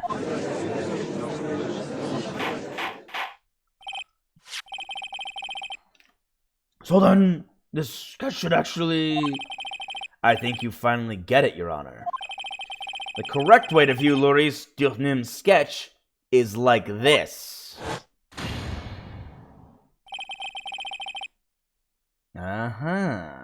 This is how it should actually look. The victim's body wasn't flying above the bridge. It was actually swinging below. That's right, just like a pendulum. Ridiculous! Hold on! Of all the things to say, a pendulum? The bridge was burning to a crisp. There was no way to get across it. But if the body had been found at the inner temple, it would have caused problems. This is where the criminal decided to take a gamble. They used the burning bridge to get the body across to the other side. And a pendulum was the only way to get it done. Objection! Let's think about this for a minute, shall we? Dusky Bridge is about 20 yards long, which means it's about that far from the inner temple to the opposite cliff. Yes, that sounds right. In order to cover that distance with a pendulum, you need a rope that was at least 10 yards long. To get a rope that long, you have to plan ahead. No, I know what they did. It didn't snap. The lightning strike that night can only have been an accident. So it doesn't make sense that the culprit would have prepared the rope beforehand. So then, they didn't have to get the rope ready. The rope was already right in front of them. What? I'm saying that it was just a matter of using what was already there. In that case, Mr. Wright, please give us an explanation to support your theory. What makes you think the criminal had a rope on hand to create a pendulum?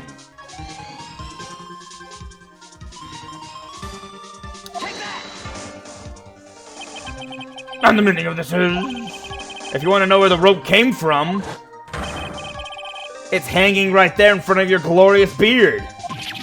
Ah! This is one of the wires from the bridge! When the lightning struck the bridge and set it on fire, one of the suspension wires came loose from its anchor. The criminal didn't have any time to waste, so they tied the wire around Elise Nim's body.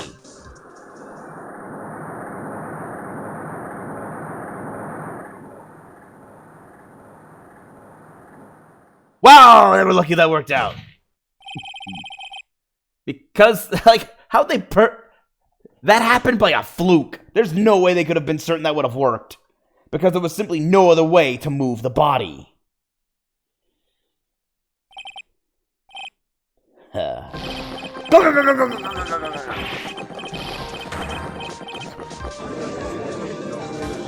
Ah, the bitterness! Yeah, sorry. Ah, the bitterness. Mr. Gallo? I don't think there's that much coffee in this mug. I think that Mr. Godot is more focused on his coffee than answering my question. It seems that the odds of a rope being readily available were very high. So I suppose that it's not an impossibility after all. Possible or impossible? That's not the question we need to ask. There's only one question. Did that really happen? Try it. I wonder if you can prove what happened to us. Do you have any actual evidence that the body was swung over like a pendulum? I mean, aside from a witness? Okay, let's see.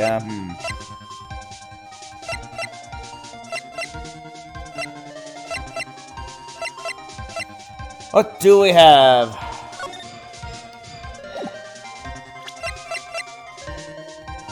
The crystal sphere was found.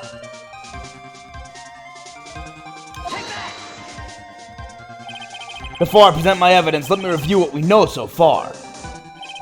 According to this photo, one of the wires snapped. Looking at the map, we can see it's the one that was in front of the inner temple. So then, that was the spot where the criminal... Yes, precisely. Now let us consider the body's movement by looking at the overhead map again. If the body was pushed from this point here, it would drop on the opposite bank at approximately this point. Did you just say drop? Well, they must have failed to catch the body on the other bank. What? What makes you think something like that happened? Because I have evidence that suggests her body dropped some distance. What kind of evidence? Take a look at this autopsy report. It says here that her body fell about 10 feet after her death. 10 feet, huh? That's most likely the height difference between the two sides. The body overswung due to the forward momentum, but then came loose and fell about 10 feet. And then, as a result of the landing impact, this crystal sphere was knocked loose. That's...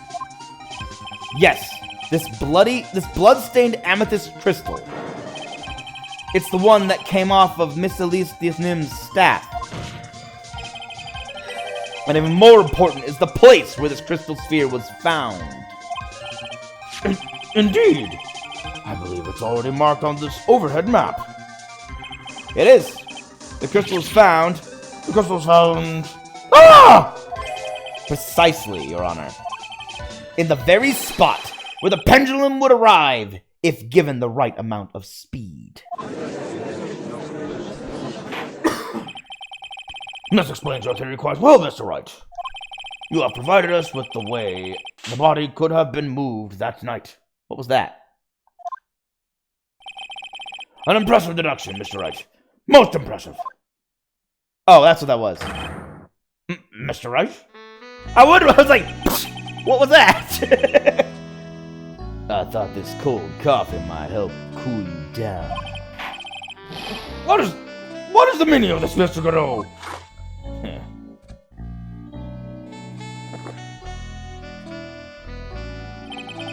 That was a dark and bitter guess that you made, Wright.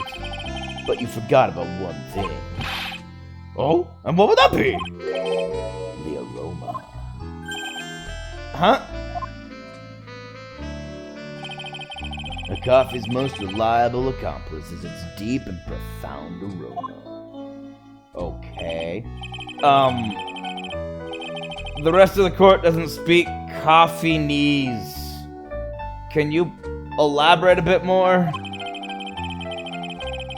If the criminal had sent the body to the other side like you say, then naturally there must have been an accomplice lying in wait to catch it. An accomplice? The criminal wasn't able to cross Dusky Bridge. So who collected the body? What do you have to say about that, Wright?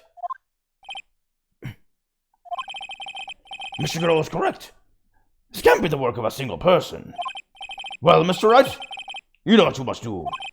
Yes, Your Honor. I need evidence! I need evidence! Evidence, evidence! Constant evidence! Lots of evidence! Lots of evidence! The body couldn't have made it to Hazakura Temple without an accomplice. Very well then, if you please, Mr. Wright. Who was the person that received the body? On the Hazakura Temple side.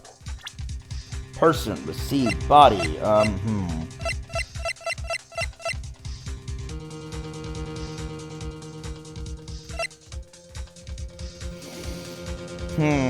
Let's go through them one by one. Was not involved and doesn't know what's going on. Victim. Detective.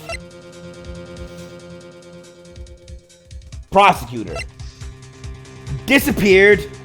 Tried to channel. Couldn't channel. Is a child. Doesn't know what's going on. Threw gravy at Misty's drawing.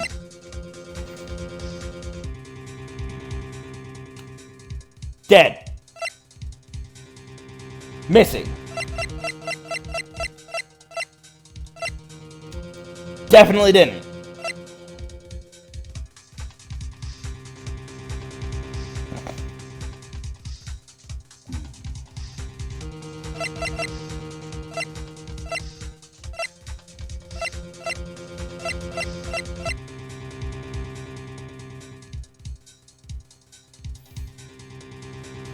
Okay, the trick here is who is the person that received the body?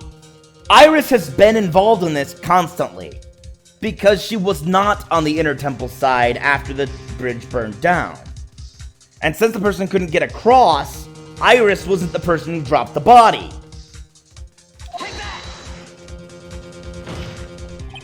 It can only be you, Sister Iris. Huh? But I don't see why you're so surprised. The only way to transport the body from Dusky Bridge is by snowmobile. But with her bad back, Sister Bikini could never pick up a body like that. You're the only one that could have managed it. Objection! Right. Were you listening to the witness's testimony? On the night of the crime, this little cutie pie was on cleanup duty in the inner temple garden after the mother-daughter bloodbath. I haven't forgotten. But have you, Mr. Godot? This witness was also seen at Hazakura Temple, desecrating the corpse of the victim. Strange indeed. It's almost as if, on that night, the defendant was in two different places at the same time. Sister Iris, let me ask you something. Why didn't you mention it when you first gave your testimony? Mention what? The pendulum, of course. Using this sketch drawn as an eyewitness, I have established how the body was moved using the burnt-out bridge, which means it's now a fact that this occurred. Something you should have already known. No, I had no idea. I didn't know anything about a pendulum.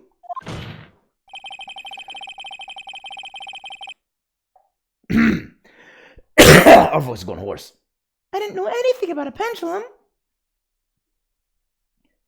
But the body couldn't have been passed along to the other side without your help. You should have known about it. In fact, it'd be impossible for you to be clueless about this whole thing. Unless you're not really Iris to begin with. Ha ha! I knew it.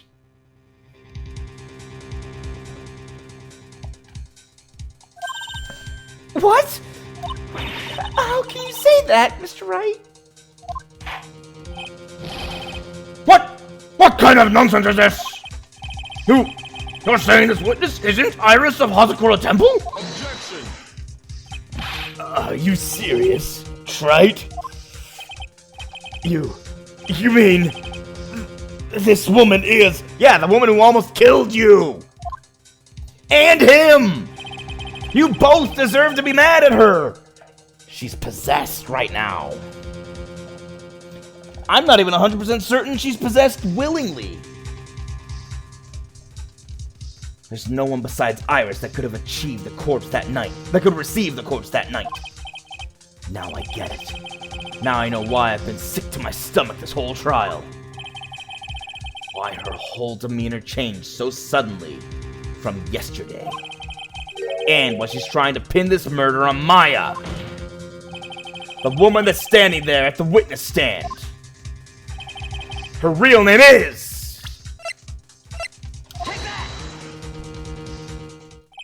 I never thought I'd have to utter your name again. Let alone see you. It's been a long time, Dahlia Hawthorne. Hawthorne? Sister Iris had a twin sister. And you're looking at her, Miss Dahlia Hawthorne. That name rings some bells. Distant bells, but bells nonetheless. Huh. It's just your imagination, Gramps. This file contains all the relevant data about Dahlia Hawthorne.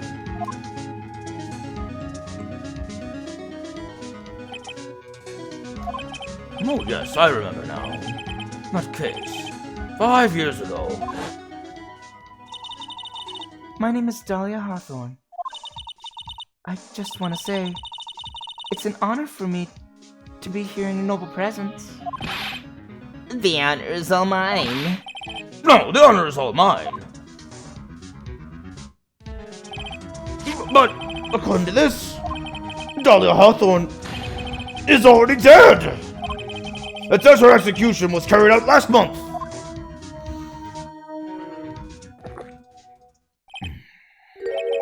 So what? Death has no meaning in this courtroom. What? For once, Phoenix agrees. Order! Order! Order! Wait a moment. How can you... My sister? She's already dead! What kind of... You of all people should already understand. After all, the blood of the master of the Kurain channeling technique flows within that body.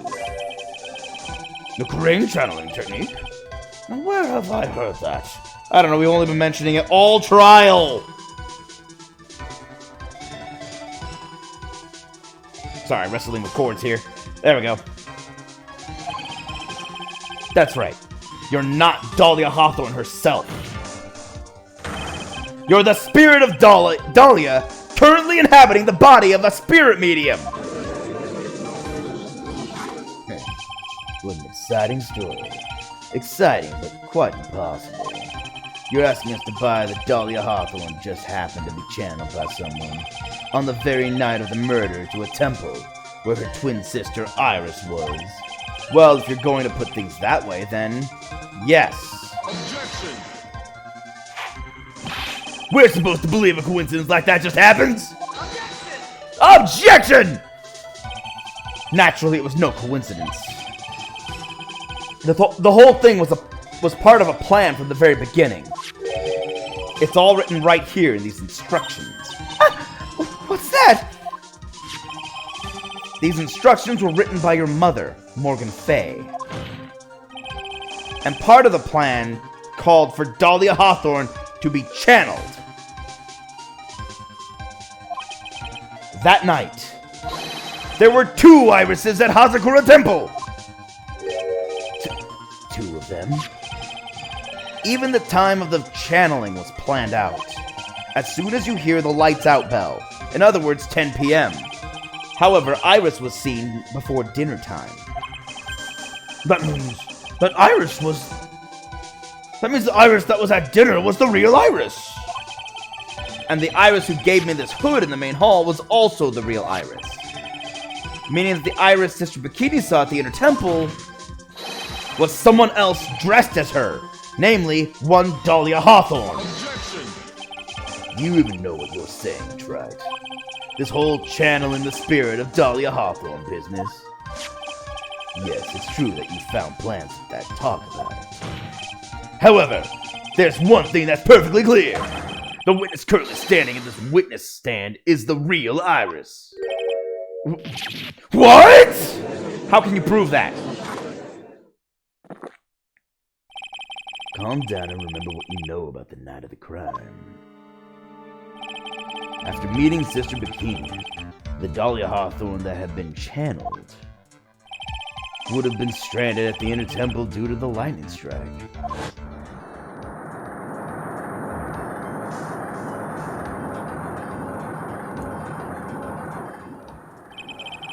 It was later that the body was moved by pendulum. That's right. Naturally, that would mean that the iris that received the body was the real iris. Are you with me so far? Yeah, but I also know that she was the real iris yesterday. And there was an earthquake yesterday in which we lost sight of the real iris. I think right now, and this is just a theory, this is just a guess, I think that the iris here is Dahlia Hawthorne, is the spirit of Dahlia Hawthorne possessing Maya Fey. And the real iris is locked in the cell back in the Inner Temple. Yes. After being notified of what happened, the police came to Hazakura Temple's main hall. There, they found Iris in her room and arrested her. And ever since, she's been under police supervision at the detention center. Yes, I suppose. I can't deny any of that. Whew, thank goodness. It looks like he's finally convinced. But something still seems off. Way off. I'm still not convinced that the iris here is the same one from the other night. Huh. I suppose you're about to say something really ridiculous. This has gone on for a while. 1 second.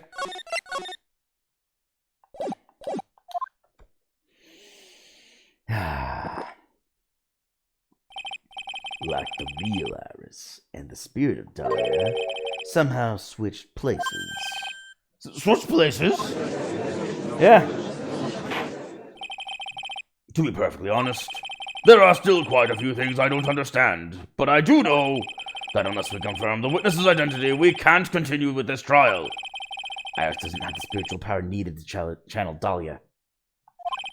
Which means they must have switched places somewhere. Well, Mr. Wright?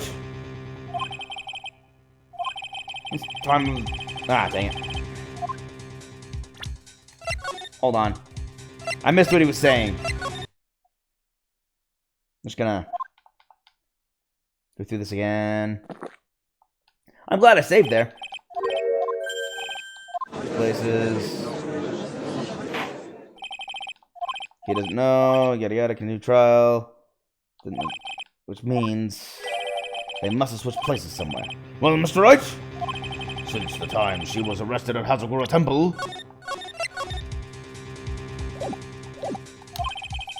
have there been any chances for Iris to switch places with Dahlia Hawthorne? There was one.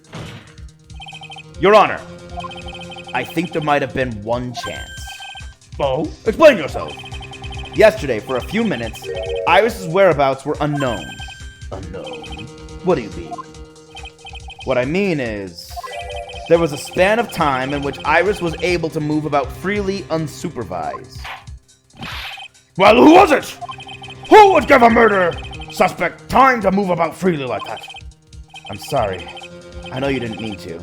It wasn't your fault. The person who gave Iris the chance to freely move about was... I know he'd understand. Edgeworth. This is Mr. Edgeworth, isn't it? Your Honor, there was a fairly large earthquake yesterday, was there not? An earthquake? Earthquake!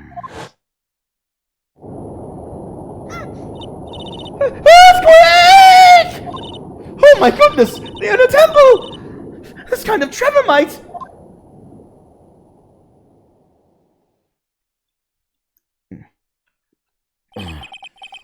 How could I have? She fled. She escaped.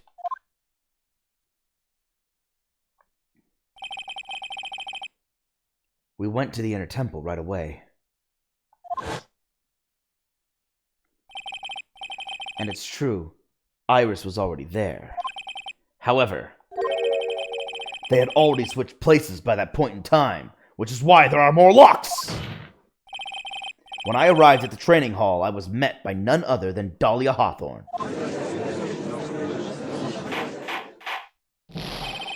That's quite enough already, Mr. Wright. Now, see here. No judge in his right mind would consider the idea of spirit channeling and... Be quiet.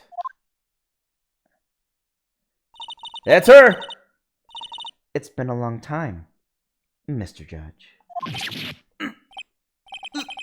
That voice. Guess I'll have to ask again. Upon meeting a beautiful lady, always ask for her name and profession. That's one of my rules. Dahlia Hawthorne. And my current profession? Permanently retired. Huh. So you're not going to bother hiding your identity anymore, huh? Why should I? After all, I'm dead. Wow, that's an evil look. There's really nothing you can do to punish me. What is going on here? Dahlia Hawthorne. I never thought we'd meet again. And I never thought we'd meet like this. But this time I'll end it. For her and for myself. To be continued! Okay, this might be a long stream, but it's an hour early to end, so we're going ahead. We're charging forward, people. Here we go! Yahoo!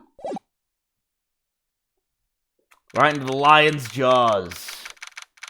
February 10th, 1:06 p.m. District Court, Courtroom number 7. Where we stand with the deceased. Now then, let's continue where we left off, shall we? By the witness? Yes. How can I help you, Mr. Judge? Well, it seems that if we're to learn the truth, we'll need to hear your testimony.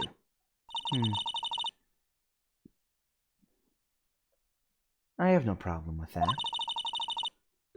But when you see what I have, sometimes the truth is better left unknown. So tell us, how is hell? In any case, let's hear your testimony. Tell us about the plan that was carried out that night.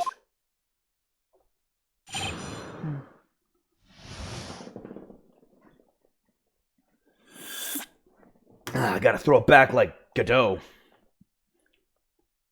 Okay. The plan. My whole plan began with my death. Hold on.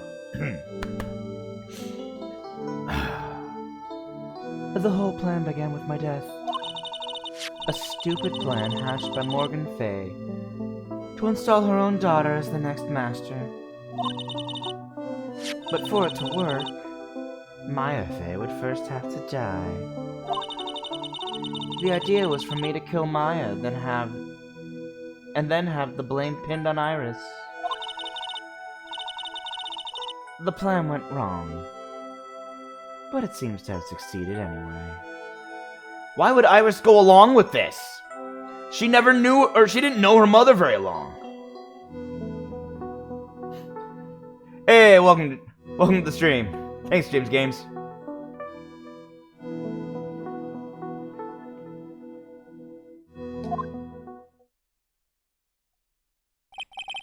So that means you really are... Wait a minute. Yeah, you're right. She is a sweet little pushover. But quite honestly, I don't even know if she was entirely privy to that part of the plan. Iris was ready to help us out in getting Maya out of there. And since we know Pearl couldn't channel Dahlia at the beginning, then that means Dahlia was being channeled right from the start before Pearls could ever get a chance. So that means before 10 p.m. that night. Because that was when Pearl was supposed to channel it. Which means, my guess, based on hair color and everything, all the evidence, we're looking at Maya right now, and the one trapped inside the inner temple is actually the real Iris. And the one who put all the locks up there was Dahlia. Wait a minute! Did you just say the plan was to kill Maya Fey? Yes. You have a problem with that? I do. Don't give us that nonsense! There's no way that... Watch yourself, Wright. If you've got a problem, solve it during cross-examination. That's one of my rules. Mr. Gano is correct. And by the way, that's one of my rules as well. To kill Maya. Could it be true? Possibly, but I think Maya... Because Pearl said she came across... when she found the letter, it had already been opened and read by someone else. I think Maya found the letter, read it, knew the plan, and when she was there at the temple, interrupted the plan, making it impossible to happen. But her plan went wrong as well, because it inadvertently got her mother killed, probably because no one expected her mother to be there. This is all just supposition. I'm just guessing. Based on the evidence I have available. The plan. The whole plan began with my death. A stupid plan hatched by Morgan... Oh, wait. I already read this. Back! Go back! Go back! Go back! Okay, here we go. Began with my death. By the way, how was it to die? You were executed last month, correct? Well, we know that Mr. Misty was channeled Dahlia on the night of the murder.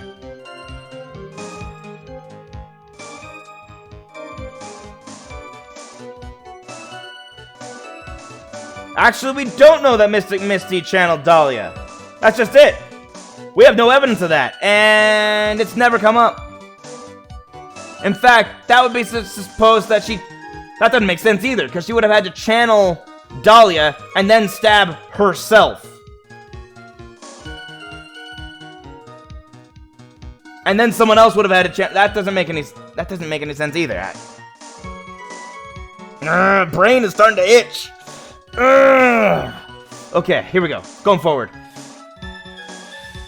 You were executed last month, correct? What was it like to die? Yes, I was hanged. It wasn't exactly pleasant. Okay, dying's not exactly pleasant. We have that now as a word from the dead. How did you manage to discuss the plan? When did you talk with Morgan Fay? Last year, she was transferred to the same detention center as me.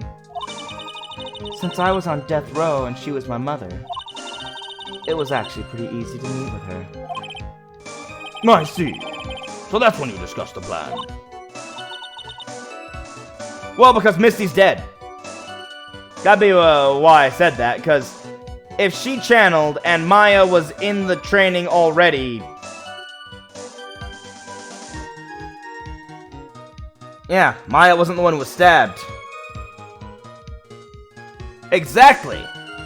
And Misty is the one who wrote Maya upside down on the stone lantern and was stabbed in either the back or the front. That part's now muddied.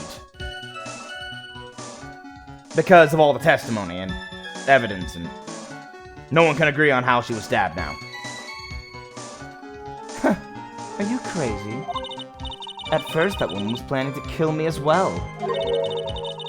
Even though I'm her own daughter. All to make Pearl Fay the master of Kurain? She's a cold, twisted woman. She thought she could finally regain her lost honor. The honor she lost when her younger sister, Misty, took her place as the master. Ever since that day, she's been working on this plan. A plan, huh? A stupid plan hatched by Morgan Fay to install her own daughter as the next master. You're talking about Pearl Fay, is that correct? Yes, though at first she had high hopes for the two of us.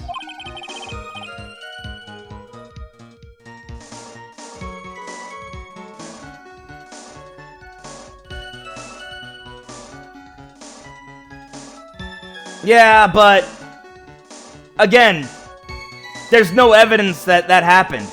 Remember, Dahlia's been channeled since the night of the murder.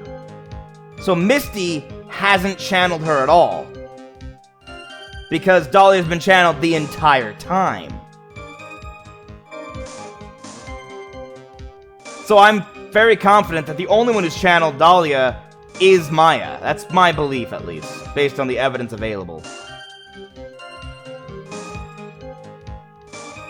I know, that's why I'm just... It's not proven, it's just my belief, based on what I can interpret from the evidence. Now that's what we do as defense attorneys! We deduce from the evidence and the witnesses' testimony. You... You and your twin sister Iris. That's correct. Fortunately, neither of us had much spiritual power. That's why we were abandoned by her, along with our father. Abandoned? I heard that he left her. The only person I ever really cared about in life was myself. My sister was a nuisance, so I convinced my father to leave her at an old temple. Wow, you heartless bitch! I don't use that word often at all, but dang! You are absolutely human garbage! Jeez! She got one man framed for a kidnapping and a murder, both of which he didn't commit, and convinced him to kill himself, and killed her sister, then killed her ex-boyfriend who was her partner in getting drugs or poisons, and then tried to kill Phoenix, and tried to kill Godot. This woman is horrible! All she has in her history is a trail of blood. Oh. Jeez! You mean Iris? Yes. My father remarried a woman who also had a daughter.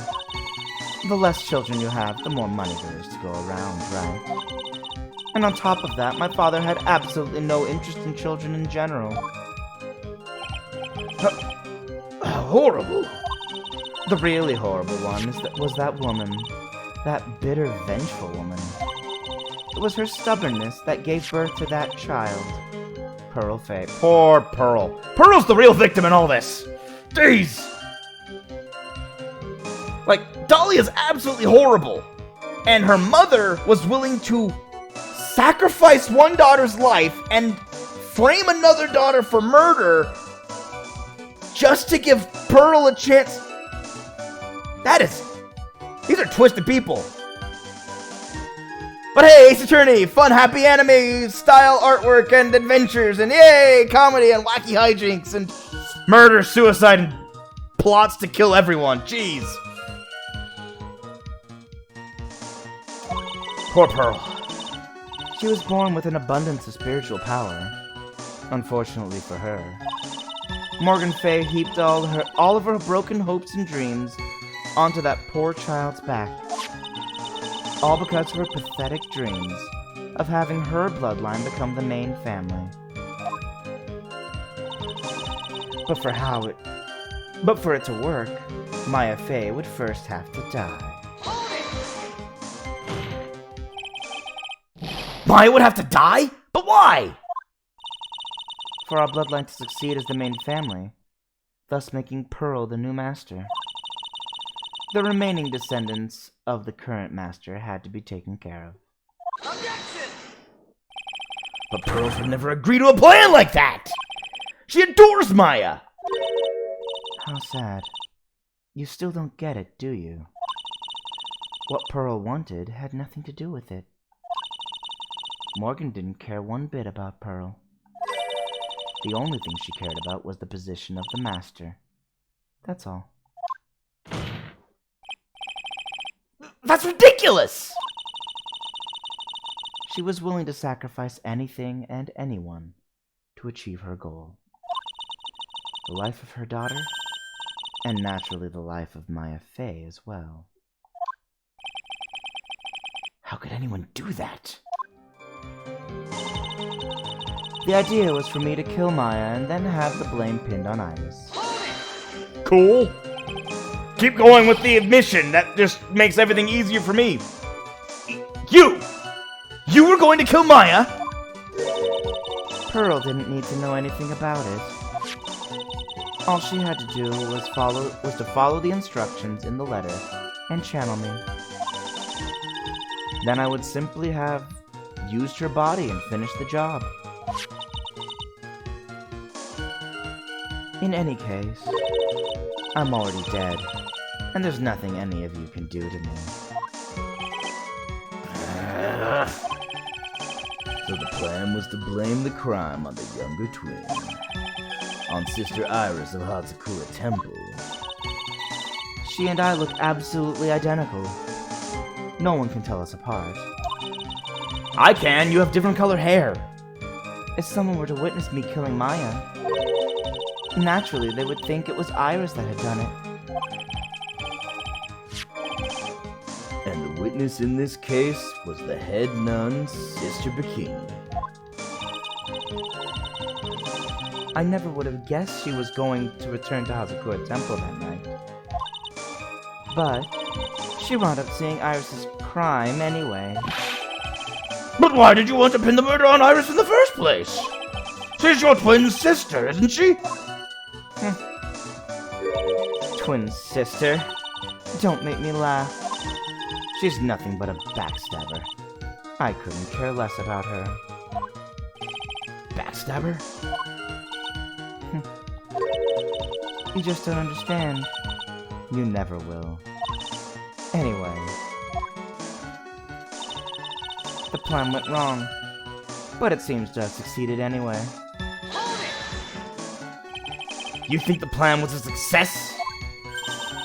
You heard me. Just as that woman had hoped. Maya Fey is dead. Now the title of the master will pass on to Pearl Fey. That's absurd! Maya's just... She's just trapped inside the sacred cavern! Really? You're as foolishly optimistic as ever, aren't you? My darling Feeny. Do you want to know the truth? Ever since we met, I've despised you. Your sniveling naivete and your pathetic faith in other people. I just want to know one thing. What did you personally think of Morgan Fay's plan? You went along with it? While dead? You could gain nothing from it! I told you already, didn't I? It was a stupid plan. It had no point, no value other than fulfilling her own greedy desires. Yes, it was certainly nothing to be proud of. If that's how you feel, why did you help her carry it out? Why would you do it? Why would you kill Maya? You may not understand it, being the kind and gentle soul that you are. You may not be able to appreciate why someone like me would help a woman like that. So then tell me! Why? Isn't it obvious? I'm not like that woman. I only act in my own self-interest. The reason I helped her was for myself. For my own personal satisfaction. What did you say? To this woman, Dahlia Hawthorne. She had her own reason for wanting Maya dead? Do you understand why I would kill Maya Fey now? What my goal was? No! Go, keep going. I need more info. Obviously. It's because you were helping Morgan Fay. Helping? Don't make me laugh. From the day I was born to the day I died, I never helped anyone. I lived for myself, and in the end, I died for myself. I thought that was obvious. By the way, you never answered my question. How's Hell? So she wasn't actually cooperating with Morgan. She was just using Morgan and her plan so she could accomplish her own goal. All I wanted to do was kill Maya Fey. That was the only way I could think of to get my revenge. Revenge? It looks like I have no choice but to present that piece of evidence. I can't believe it. She went to kill Maya. I've got to keep a cool head. And I need to get more information out of her. It's the only way to understand this plan, and what she was after as well. Okay, so I need to present that evidence. What's that evidence?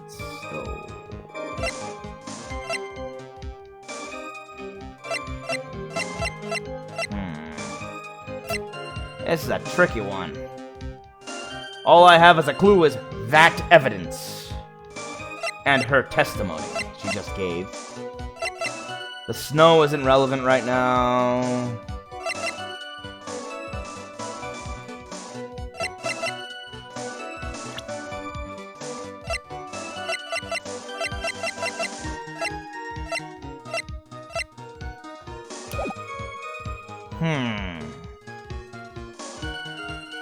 Yeah, basically, she wanted revenge, and her mother wanted, Pearl to inherit the title.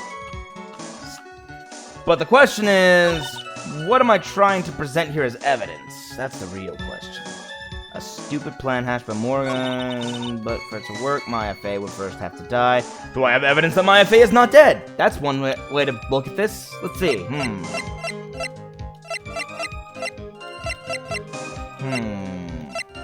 I don't think I have evidence that Maya Fey is not dead. The blood's being analyzed now, so that could help. I don't know why she thinks Maya Fey is dead. If she didn't kill her.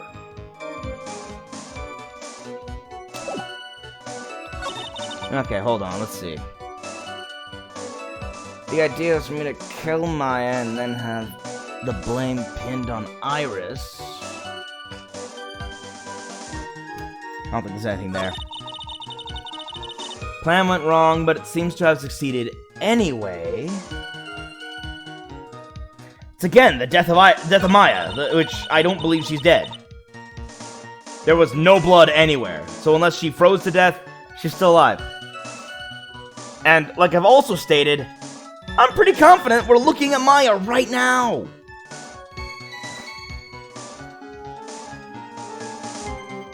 Physically speaking. Her spirit is in a trance right now. What my goal was. Oh, dang it. That went too far. Do you understand now why I would kill Maya Fey? What my goal was?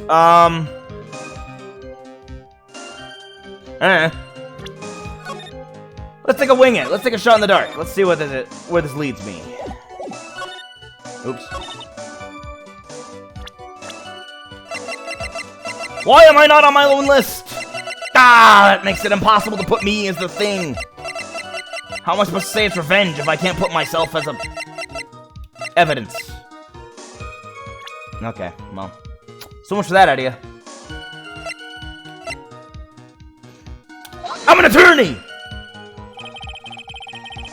Nope, that wasn't it.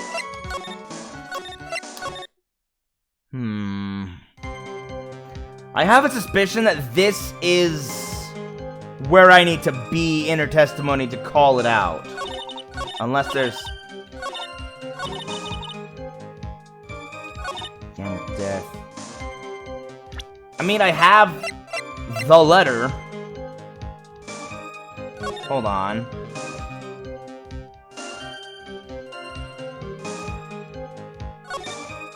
Name is, she is all, the whole, here's a picture of her, use it when you channel her, I know you can do it.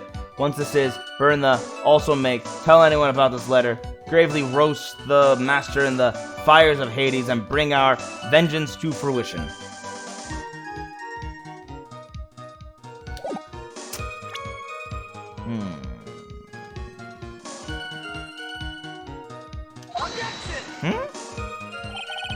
Nope.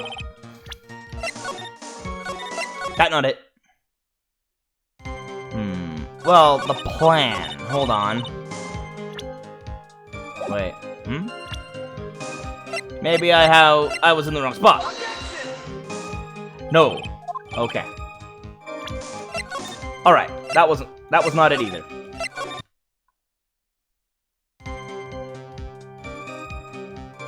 You think so? The revenge thing, but the wrong... let's see.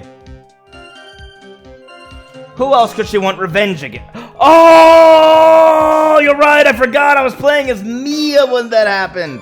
I forgot. Mia! You're right. I was the wrong person. I was thinking, like, why would she want revenge on Phoenix? But no, she wanted revenge on Mia, because I was playing Mia when I locked her up. Mia defended Phoenix. Could it be that your actual goal had nothing to do with Maya Fey herself? As I said, none of you has the power to punish me anymore. Because I'm already dead. Well, I had the same problem, you see. You can't punish the dead, and you can't take revenge against them either. You wanted to take revenge on someone? I was sentenced to die because of that woman. Mia Fey. I somehow knew this was it. I wanted to send her a message. It was at her hands that I suffered my first humiliation. I wanted her to feel the same pain she made me feel. Sadly, when I realized revenge was impossible, I gave up. And the reason it was impossible? Was it perhaps because Mia Fey had already died? Yes, and I realized there's only one way to take revenge against the dead. And how do you do that? Even when the body dies, the spirit, the ego, it lives on forever. I wanted to take away the person that Mia Fey loved most. I wanted to kill her with my own hands. That would be the one and only way I could take my revenge against Mia Fey. That was the reason I helped out with that woman's plans. Just for that? For that you would kill Maya? Your goal was no different than that of Morgan Fey.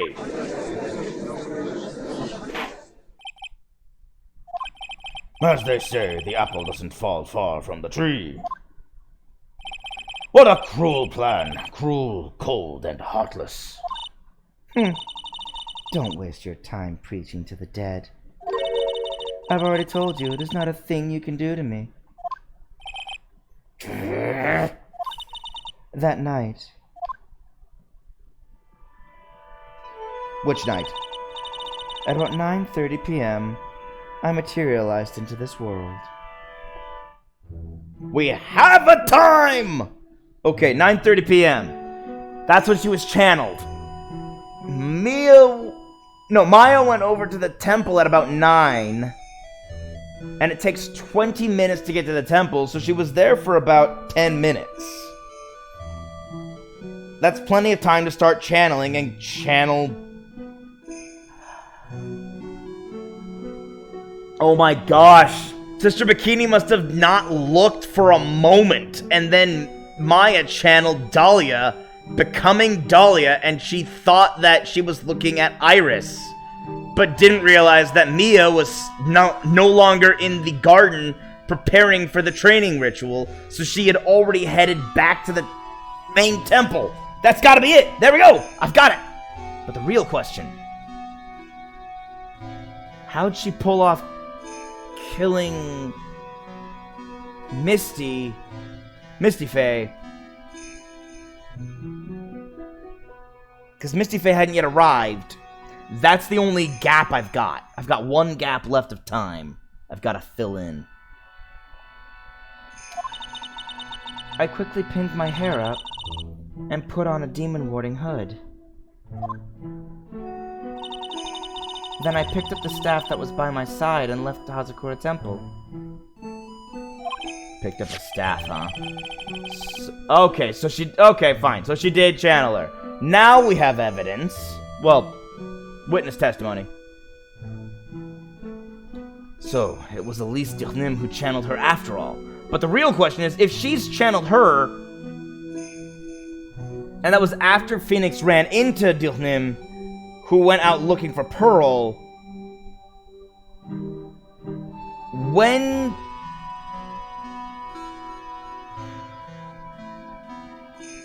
that doesn't make sense. When did she kill her? When did... Okay, either Dahlia suspected she was possessing Maya and killed herself by somehow stabbing herself in the back, or something else completely different happened. I don't know. That ridiculous head nun never noticed a thing.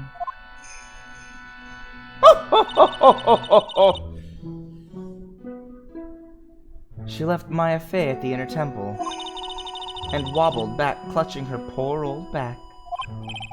What did you do then? That kid was easier to handle than I had hoped. I caught up with her in front of the stone lantern.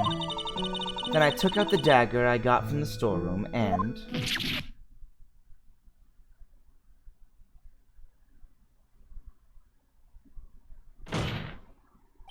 So then you're saying you stabbed Maya? It's strange, but I don't have a clear memory of what happened after that. What does that mean? No clear memory? I don't know. I think I was stabbed. You were stabbed? But that would mean there's a third person. Because we have Maya Fey looking at her looking at Maya Fey, and mystery person number 3. Bikini had already gone back.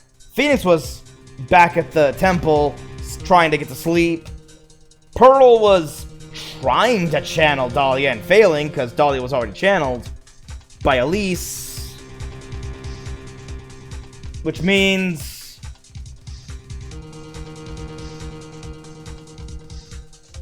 who does that leave? Hold on. Okay. Being stared at by someone with a knife. Still dead. Failed at channeling. Not there. Not there. Tending to her old back but taking a bath. Channeling Dahlia. Back at the temple. Sleeping and waiting and waiting and sleeping. Not there. Not there. Holding knife to stab Maya. Not there.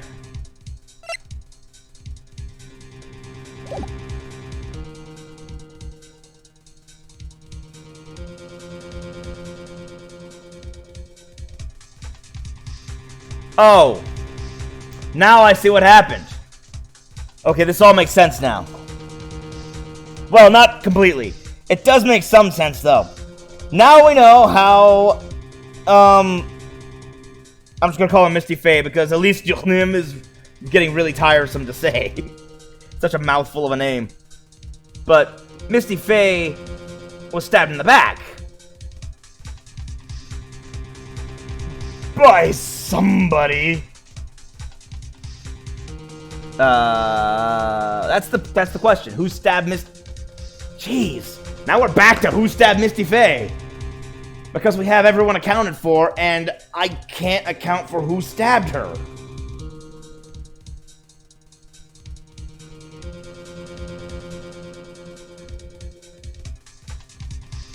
Ah, dang.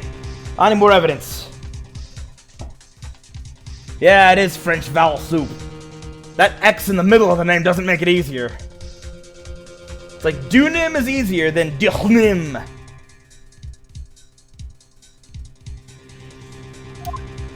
You were stabbed? At the last minute, Maya Fey must have stabbed me, I'm sure of it. No, it was not Maya.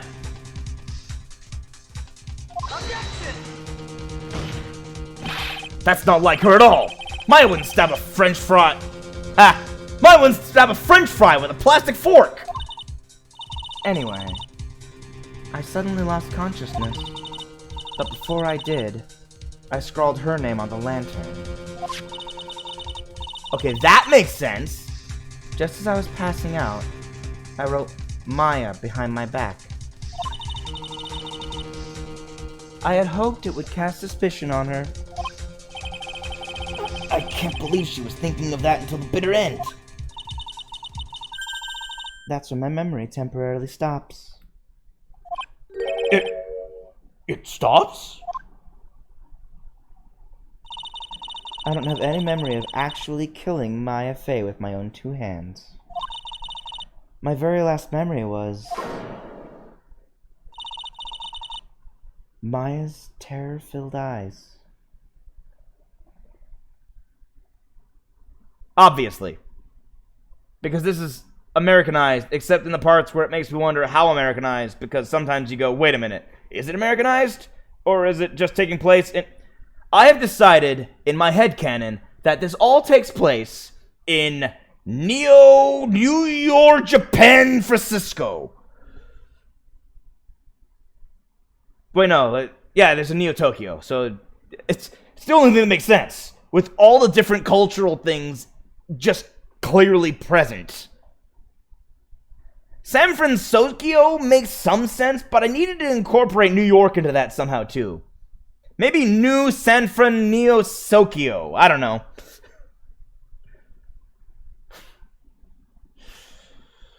Point is, yeah, it's basically like, they're like, okay, this is clearly Japanese thing, and they're saying it happened... Wait, she came from Germany to be in here, but then she says to go to Japan, and... Okay, now I'm confused as to where we even are. Yeah, Gumshoe has a clearly Brooklyn accent. Hey, pal, what you doing here? But then there's... it's confusing. He's got that, but then they also mention going to Japan. I'm like, wait, you can't go to Japan if you're already in Japan. And I'm like, okay, how would that have been in the original?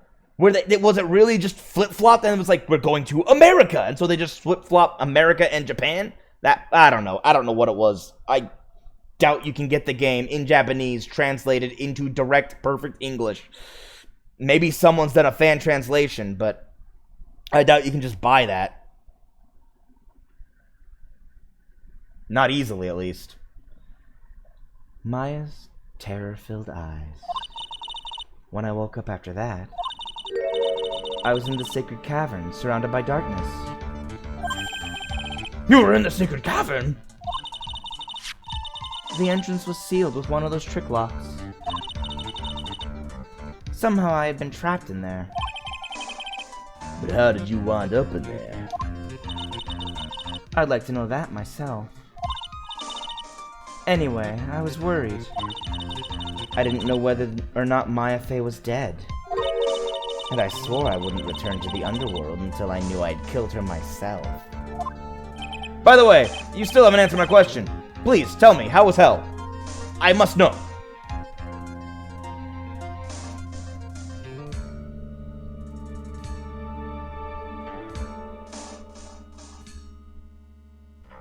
Yeah, of course.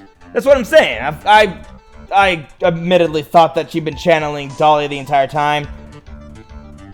Because someone read it ahead of time, and Misty had...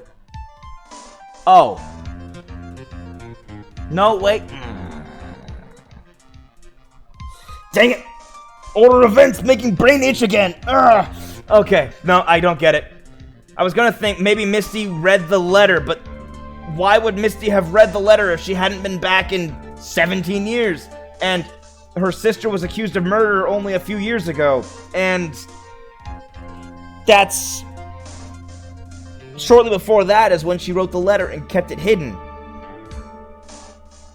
For Pearl, who is not 17 years old, so clearly she didn't write this for Pearl 17 years prior before Misty Faye disappeared. So I was certain that it was Maya who had read it, unless it was Mia who read it. Point is, one of the two sisters was the one who read the letter. And started throwing wrenches into the plan of Morgan Fay. Before it had even begun to be implemented.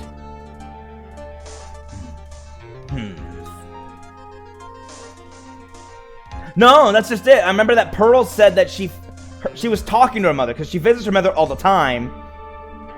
In prison, like once a week, what was it, once a week, once a month, something like that. And then one time her mother said where to find the letter. So it was already written and hidden in the house. She said that when she found the letter, it looked like it had already been opened and read.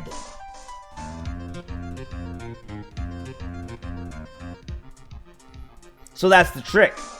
Who read the letter first? I was certain it was Maya, but it could be Mia. Maybe, but Morgan's in isolation, so she can't even have very comfortable eavesdroppers with visitation. See? Currently in solitary confinement. Pearl's only allowed visitation rights because she's her daughter.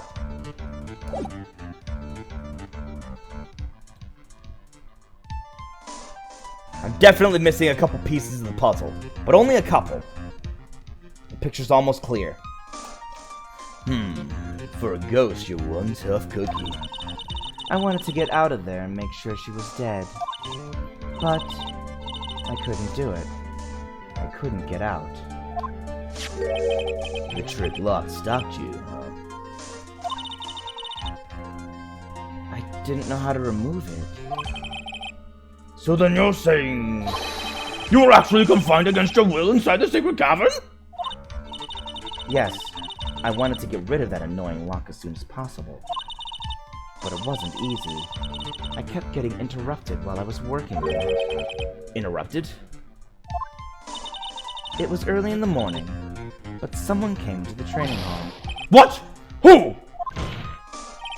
Could it have been Maya? No, that was the dumbest thing you could have said, Phoenix. I thought the same thing. But I couldn't see. I'd say that was the dumbest thing he could have said in that moment.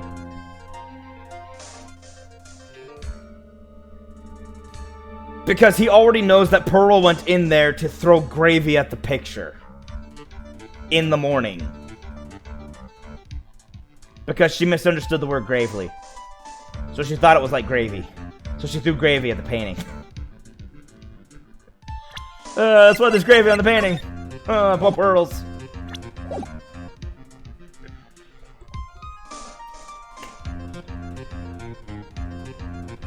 I thought the same thing, but I couldn't see. Why not? If someone had spotted me, I would have lost my chance to take revenge. So I made sure to hide myself well at the back of the sacred cavern. That's why we couldn't see anyone in there. That morning, only two people could have gone into the training hall. Maya and Pearls. Pearls went there to cover the hanging scroll in gravy. Still, I finally managed to remove the lock. But I was too late. What do you mean by that? The flies had already started to gather. The bridge had been fixed and the police had started their investigation, correct? Oh, sorry, that's good to know. The bridge had been fixed and the police had started their investigation, correct? Naturally, I couldn't go out. So instead, I returned to the cavern and put the lock back on myself. I realized I wouldn't get a chance to see Maya's corpse as I'd hoped. But just then, Lady Luck showed up. Lady Luck? After that big earthquake, she showed up all by herself. The real Iris? She said she'd come to make sure the sacred cavern was alright. Stupid girl. I came out from the sacred cavern and got a feel for the situation.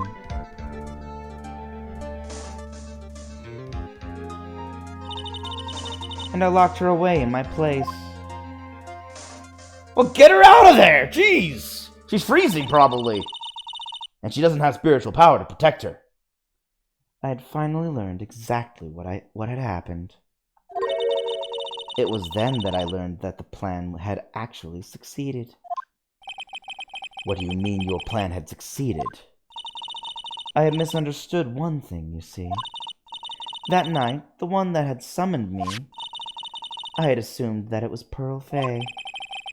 Well, of course you would assume that. It was written in the instructions. But I was wrong. The person that had actually called my spirit back was... Yeah, that confirms it. Misty Fay, the picture book author. What?! The only one surprised by this revelation at this moment is the judge.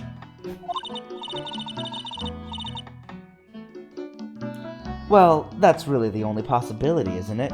Exactly why he's the only one surprised. After I lost consciousness in the garden, it was her body that was left lying there.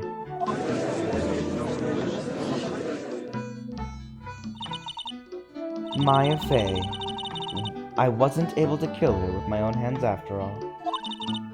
Even so, I made her commit the most vile sin a human can commit. And that is? Matricide. The sin of killing her own mother. No way! Order! Order in the court! What is the meaning of this? It's true that I was the one who attacked Maya Fay. But even so, the murderer who actually snuffed out Misty Fay's life was none other than your darling little Maya. Also not true. You just said it yourself. You were facing Maya. And your death was a stabbing to the back. You know, for an evil criminal mastermind, she's kind of dumb on the obvious matters. Objection, indeed! Ridiculous! That's nonsense! Phoenix does a lot of yelling this trial. Are you sure about that? Just think about it. There's even evidence supporting these facts, isn't there? What? What do you mean? What is this so-called evidence? The fact that Maya Fay had disappeared is evidence enough, isn't it? Huh? The idea that she's still in the sacred cavern is just ridiculous. She wasn't able to escape from the inner temple, that much is obvious. In that case, there's only one place she could be. Where? Do I have to spell it out? The bottom of the Eagle River. Where else? Eagle River? Maya Fay killed her long-lost mother. Can you imagine the guilt she must have felt when she realized that? That's why she threw herself into the Eagle River.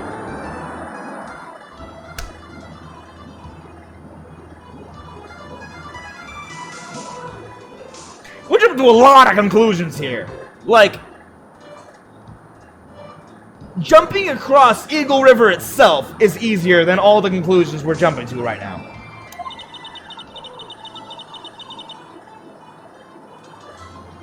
Most bodies that wind up in there are lost forever.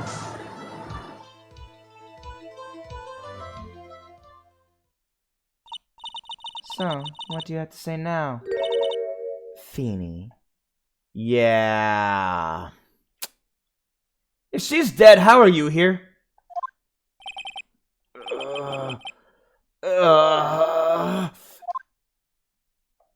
Relax, Phoenix. There's a phone, a ringtone I don't know. Whose phone's ringing? Oops. That's his phone. Of course that's his phone. Oops. Sorry, that's my phone. What kind of ringtone is that? My personal one. I call it my theme song. Beep. Godot here. Okay, thanks. Beep. Was there something important? They just finished removing the locks from the sacred cavern. That's great! What about Maya? There was a woman in the cave. Was it my affair? Stop being dramatic for dramatic's sake. It was the accused, Sister Iris. Huh? Don't look so surprised. I locked her up in there yesterday. I just finished telling you that.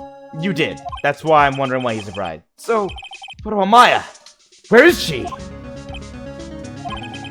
was no one else found inside the sacred cavern.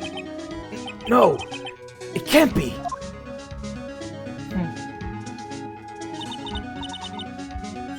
I told you, didn't I? She's dead. Wait a second. Hold the phone.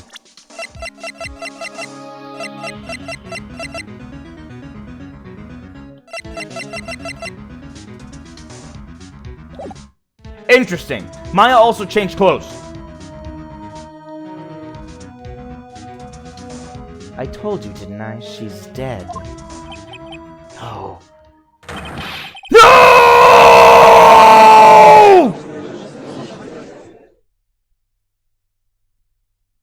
My throat is gonna be absolute shredded tomorrow. It seems that this case has come to an end. A tragic end. Can I say objection yet? No, not yet? Okay. Sadly, it appears the killer of Elise Yochnim, also known as Misty Faye, was her own daughter, Maya Faye. Overcome with guilt for what she had done, Maya Faye jumped to her death into the raging waters of the Eagle River. Cool story. Cool story, bro. But, wrong. Can't be. Get yourself together! Where's Pearls when we need her? We need Pearls here so she can channel Mia. Because Mia will give Phoenix a swift kick to the head that he needs. Huh! I don't know who did that, so neutral hawk. I'm gonna guess Godot. Ha! Right. Have you ever heard this one? Once you eliminate the impossible, whatever remains must be the truth. That is Sherlock Holmes. Although he paraphrased it a bit. It's actually, when you've eliminated the impossible, whatever remains, no matter how improbable, must be the truth. Hence how he got to a lot of his conclusions. They all seemed impossible. But he'd eliminated everything else, so they must be true. No matter how improbable it may seem. Oh, no, he got the quote right. Okay, yeah. He did get the quote right. What is that supposed to mean, Prosecutor Godot? According to this witness, Maya Faye threw herself into the Eagle River. However, is that really the truth? Remember, this woman testified earlier that the bridge was already on fire when the murder was taking place in the garden. Which means if Maya had thrown herself into the river, it must have been from the inner temple side near the bridge. Yep. That's right. That's where she jumped from. Impossible. Her body be on the rocks. I see where Godot's going. But that's impossible. It's impossible to jump into the river from there. What? Don't get your panties all twisted up, Wright. Just relax and think through the whole thing again. So it's impossible? Maya couldn't have thrown herself into Eagle River? Yeah, it's impossible. Well, Mr. Wright, Miss Hawthorne claims Miss Fay threw herself into the river from the inner temple side. Do you have any evidence that refutes this claim? I have a map. It's impossible to jump into the Eagle River from the inner temple side. No one knows that better than this witness. What did you say? 11 years ago, you jumped into the very same river. Just take a look at this overhead map. As you can see, below the cliff on the inner temple side is a big rock shelf. Oh! You're right! She wouldn't have reached the river if she had jumped off from there. In other words, if she had jumped, she should be... Yeah. If she had jumped, we should be able to see her body in this photo! Ha! So you finally figured it out. You... No! I don't know where that wind comes from, but it comes through this place every time I prove something right. Order! You're just playing with me. Maya Fay's body is at the bottom of the Eagle River. There's nowhere else she could possibly be hiding. Miss Hawthorne, have you ever heard this one before? Phoenix, you absolute plagiarist! You thief! Once you eliminate the impossible, whatever remains must be the truth.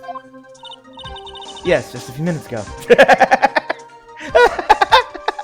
Yes, just a few minutes ago, he said it. Maya Fay wasn't inside the sacred cavern. We know now that she didn't throw herself into the Eagle River. Correct. That eliminates all the most likely possibilities.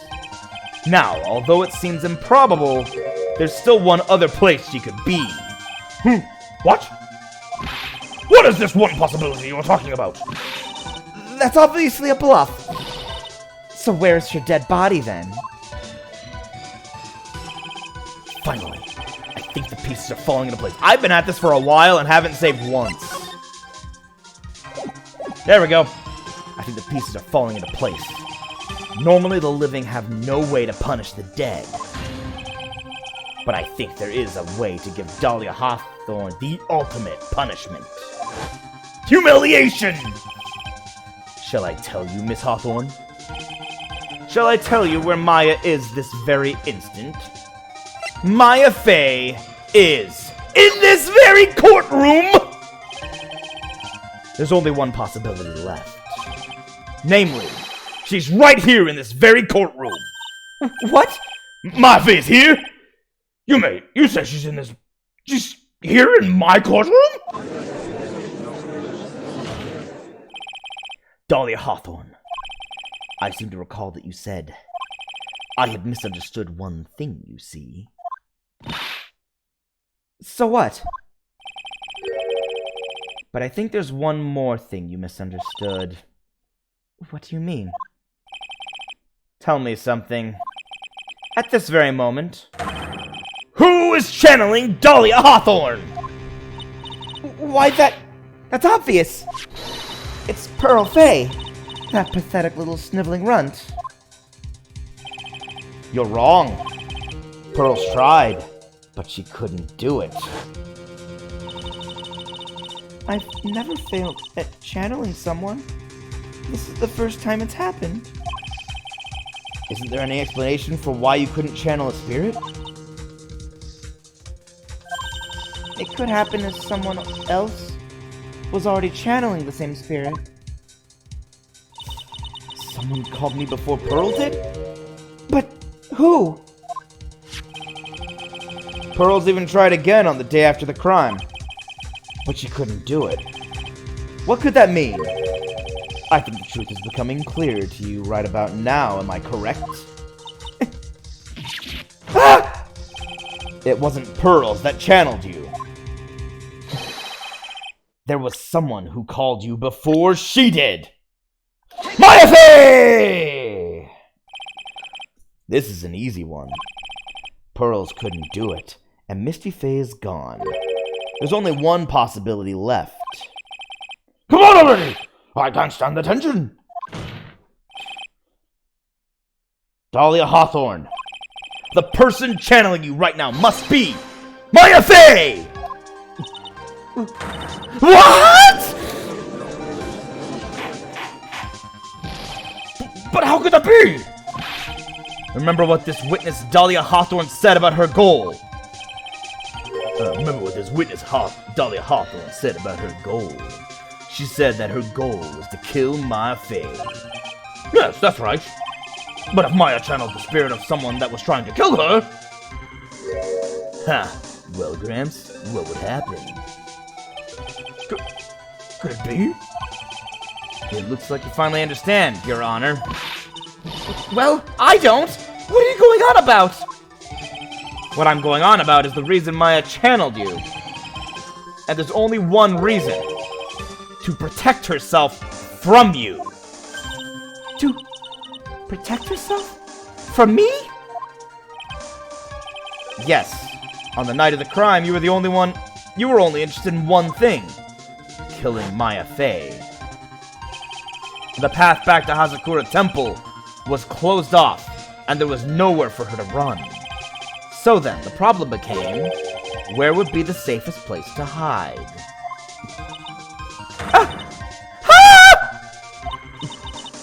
You mean that's where she channeled me? All this time, you thought you'd been channeled by Pearls. Oh, and Pearls was over the entire time. If Maya hadn't done that, she really would have died. Smart thinking, Maya. Yeah. Good thinking. That's why it never occurred to you that Maya's hiding place was you! No! No! Don't say that! You're saying that Dahlia Hawthorne, was played for a fool?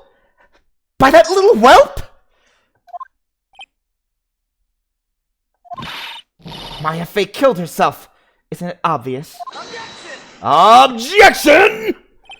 Sorry, but no. It would have been impossible for her to jump into the Eagle River. This was the only avenue of escape open to Maya. The only way that Maya could disappear from the inner temple. I don't believe you. A stupid little girl like that, who has never been out in the real world?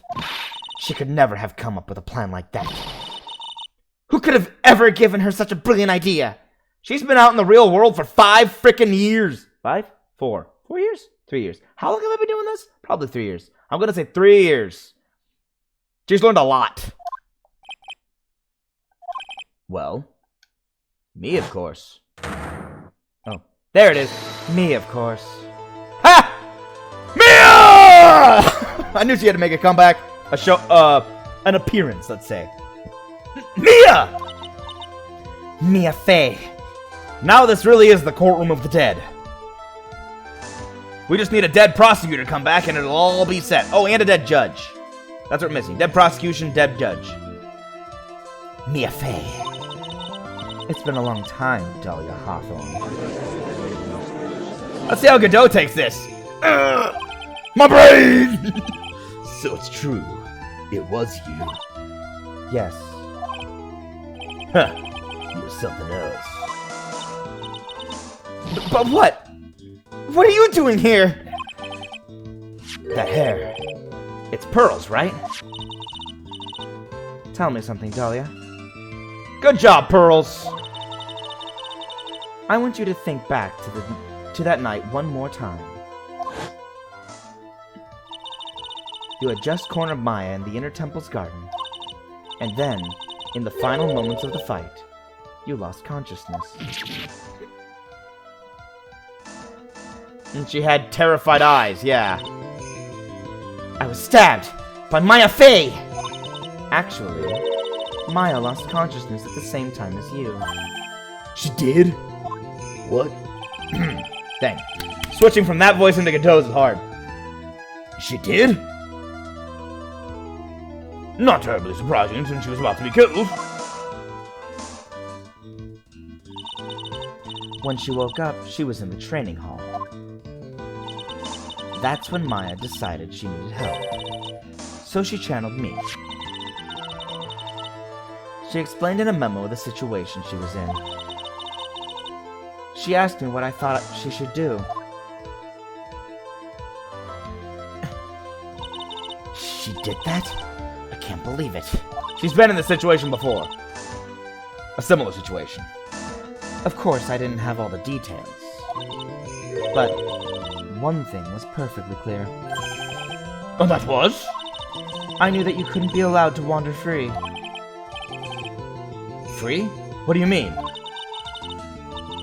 It was a race against time. So I wrote down 2 things that Maya had to do. Channel Dahlia Hawthorne as soon as possible. And lock herself in the sacred cavern until help arrived. Maybe not in that order. Maybe lock herself in first, then channel. You know, because she loses control of herself when she channels. Just saying. So it was Maya who put that lock on there. Yes. But why did you all order her to do those 2 things?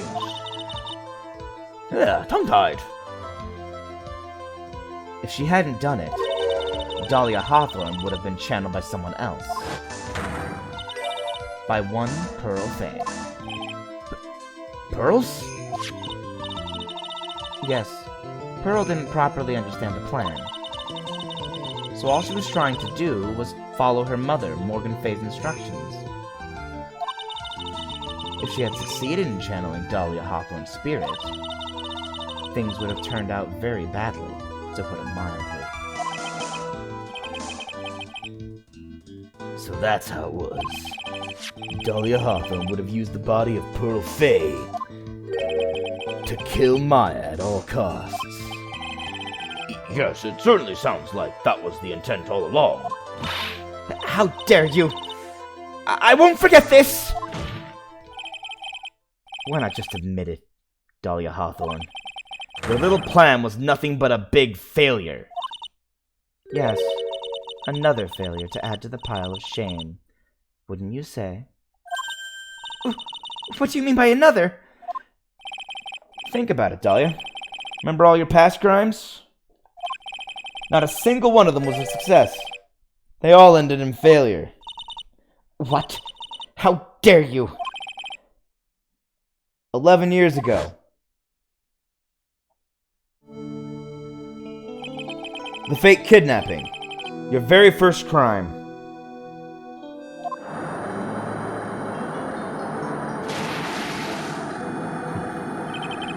You got your hands on a $2 million diamond. But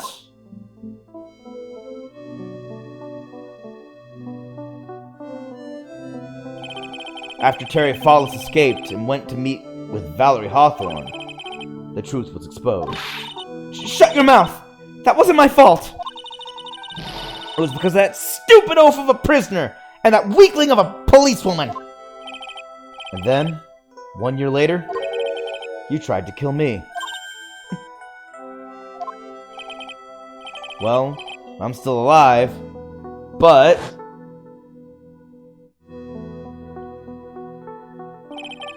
you wound up killing someone else.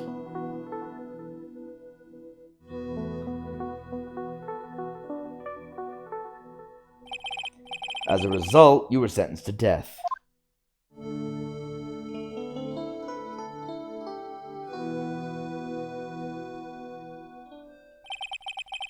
It's one stupid move after another for you, but it's no longer funny. You! Wipe that smug, happy-go-lucky smile off your face! And now this. You've messed up again! You let Maya Fey escape, even though she was right there in front of you!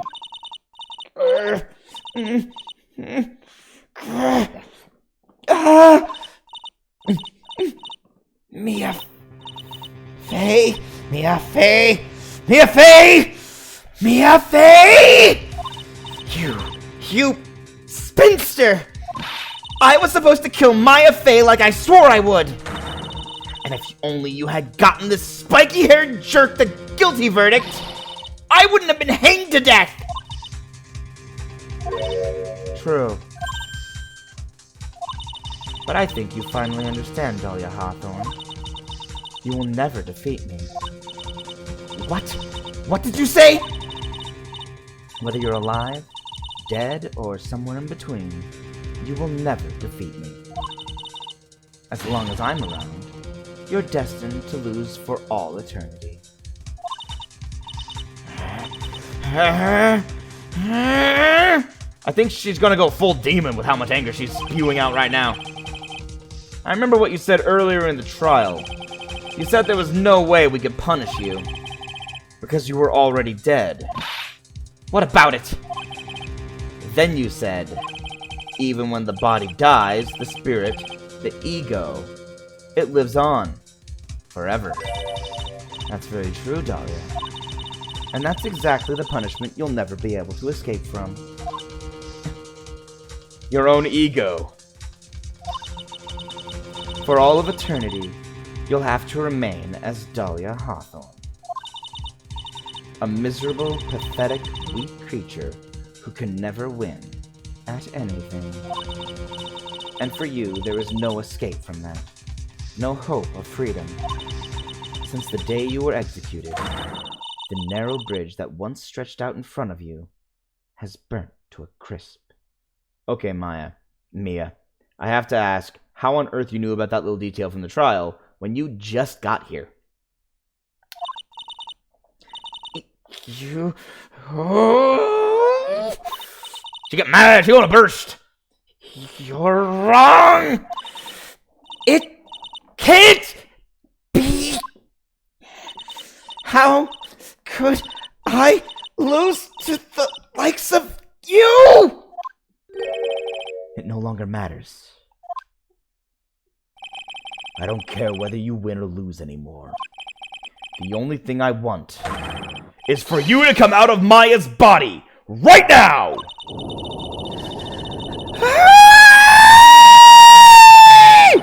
I'm not gonna do it that long. That is a long scream. And I don't want to blow out more eardrums than I already have. Thank you for doing it for me.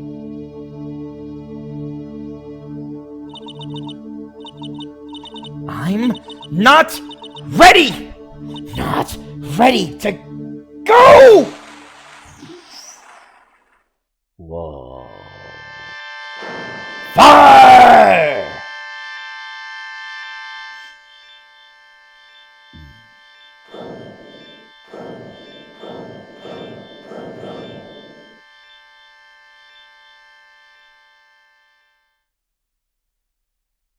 Maya back! Yay! Nick? Sis? Clap. I expected that. She's been channeling for 2 days. She's got to be exhausted.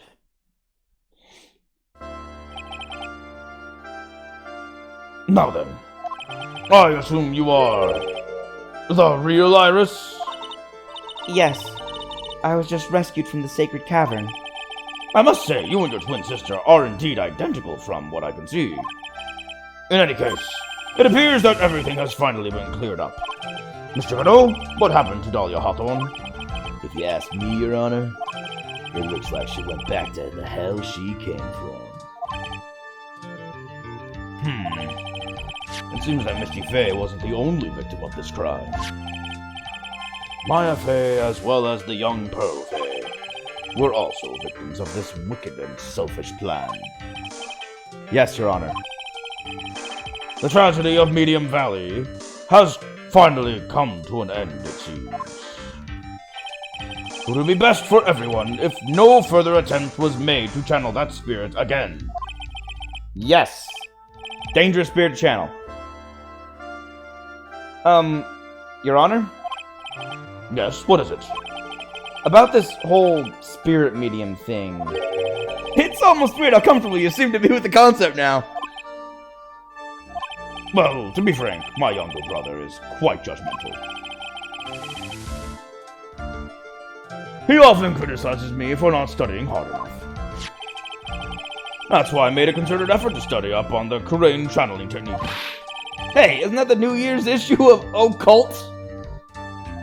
I love that name for the magazine. I wish there was a magazine out there right now named that. I would subscribe immediately. That sounds hilarious. Occult! I've seen quite a few things in my many years on the bench.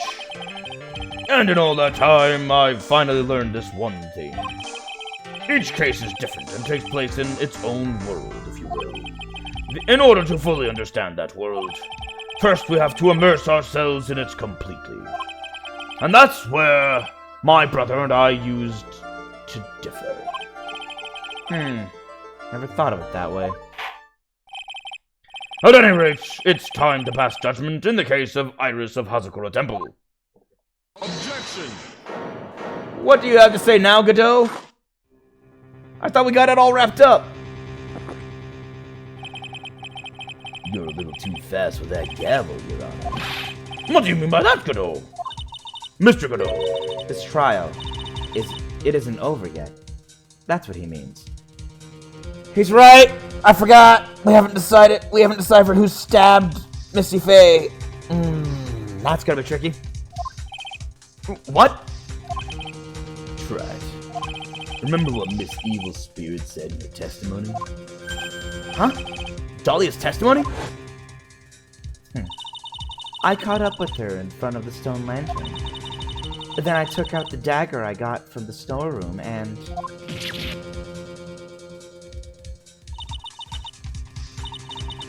It's strange, but... I don't have a clear memory of what happened after that. I think I was stabbed. Yep. Just as Dahlia Hawthorne was about to attack Maya, she was stabbed and killed by someone. Yes, that's right. The person that was ultimately killed was the spirit medium that channeled Dahlia. Elise Steelman. No. Misty Faye. But who killed her? We still don't know who did it. That's true. This isn't over? Whew, it's gonna go a long time. Unless someone else is found guilty, the accused is still on trial. We can't let her walk until there is evidence that proves her innocence. No way. But this court isn't prepared for any further testimony. The prosecution is ready to call our final witness. Wow. He had a final witness ready. Final witness? This one will clear up the whole mystery. The mystery of who killed Misty Faye. Indeed.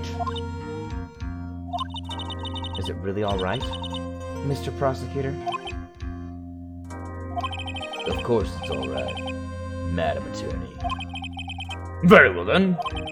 Who is this final witness? Ha! Isn't it obvious? There's one person who saw the whole event and will put the final dagger in this case. Bad use of pun. Bad Godot. Someone who saw the murder take place? The very person who saw her mother killed in front of her own eyes. You're right. That would actually put a little bit of light on the situation. You mean Maya? You can't. She can't testify after what she's just been through. We need to find the truth. The prosecution calls Maya Faye to the witness stand.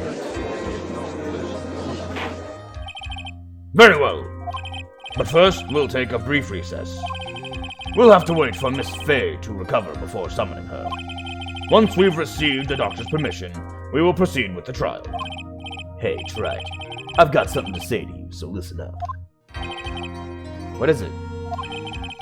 I don't think much of you as a lawyer. It's always the same with you. You somehow manage to just squeak by without even a faint understanding of the case. Some beautiful woman always seems to come dashing in at the last minute to save you. You got some nerve. But that's not going to happen this time. This time, you're going to have to do this by yourself.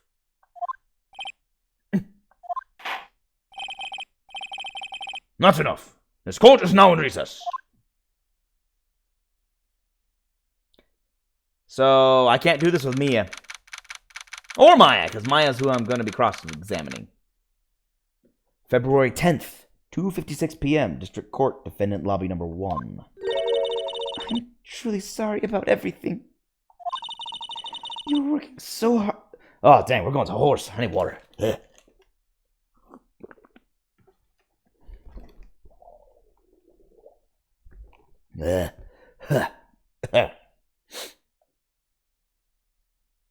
You were working Oh, dang, man, that really... Oh, today's stream has just destroyed my voice, dang. You were working so hard to defend me. But I was missing all day. And we didn't even have a chance to talk.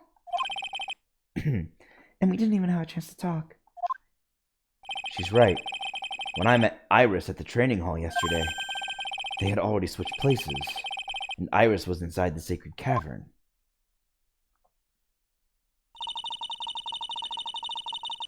I wanted to at least be in the defendant's box today to root you on. Well, it wasn't your fault. You were locked up this whole time. There's something more important than that, though. I have to ask you, why did you help your sister out as much as you did? Huh? If you had tried to get help at the sacred cavern yesterday, you wouldn't have spent an entire day locked up in there. My sister. I felt sorry for her. She was abandoned by her mother and never got any love from our father either. Yes, but it was the same for you too, wasn't it? Yes, but at least I had Sister Bikini, who was like a mother to me. If only Dahlia had come with me to Hazakura Temple.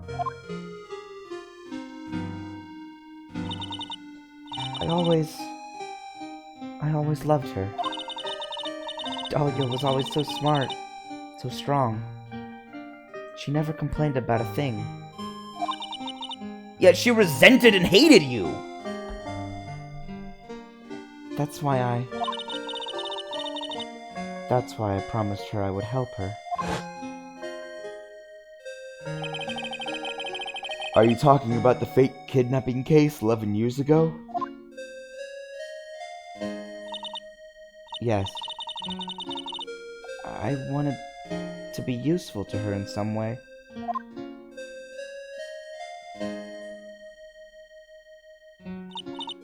But, as usual, I was too cowardly. At the last minute, I ran away. Because of that, Dahlia's stepsister Valerie ended up...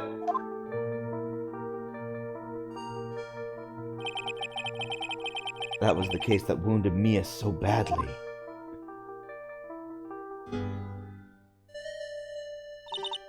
But things didn't end there, of course.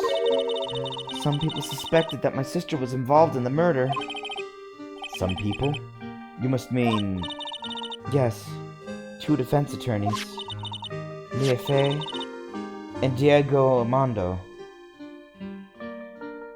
I have no idea why Diego adopted the name Godot. I don't know where he gets that name from. After poisoning Mr. Armando, who was getting too close to learning the truth, Dahlia even tried to kill the person who had unknowingly hid the poison for her. You. That's right. Iris, there's one more thing that I have to ask you. Yes? What is it? On the night of the murder, the person that cleaned up the corpse of the victim, Elise Dirnim, was it really you? Yes, it was me. That night, after I rang the lights out bell, I went back to my room. At around 10:30, I received a call on my cell phone. Ah! No more ringtones! Keep them away!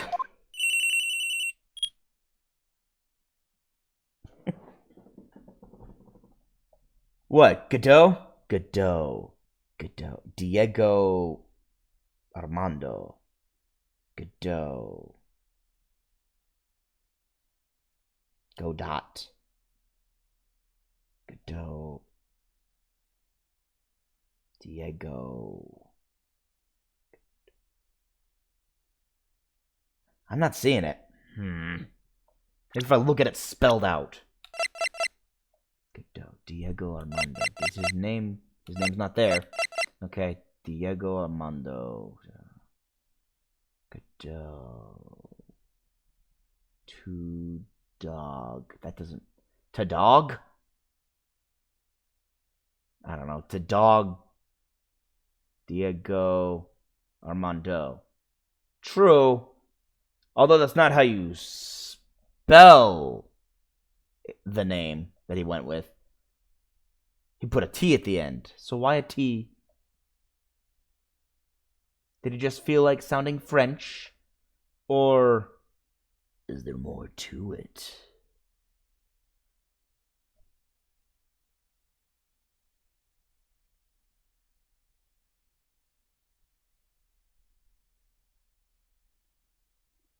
Yeah, I know.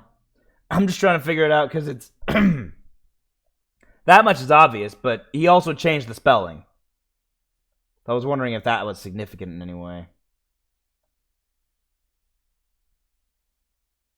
But I see what you're saying. But I don't know why he added a T.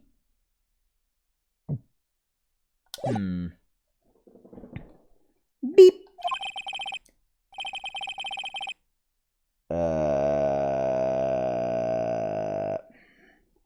She got a phone call. Who called her? There's a problem. Come to the Inner Temple right away. Who called? Your sister? I got on the snowmobile and headed for the Inner Temple. But...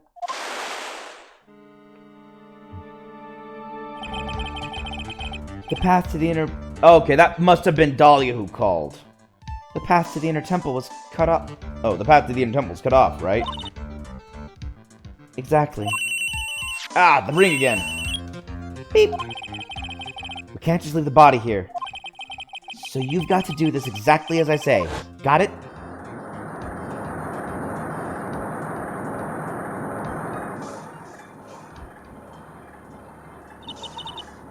It was me. I was the one that received her body. The murder weapon had been left in her body so she wouldn't bleed too much. The staff that Mystic Elise always held. I knew it. But who else knew about the staff?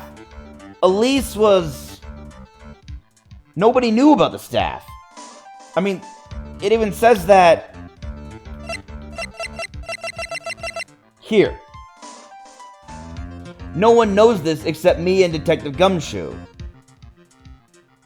So who else knew it?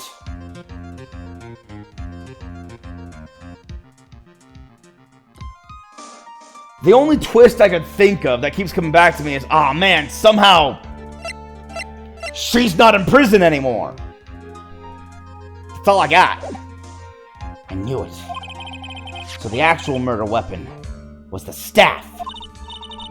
Yes, that's right. I brought the body back to Hazakura Temple on the snowmobile.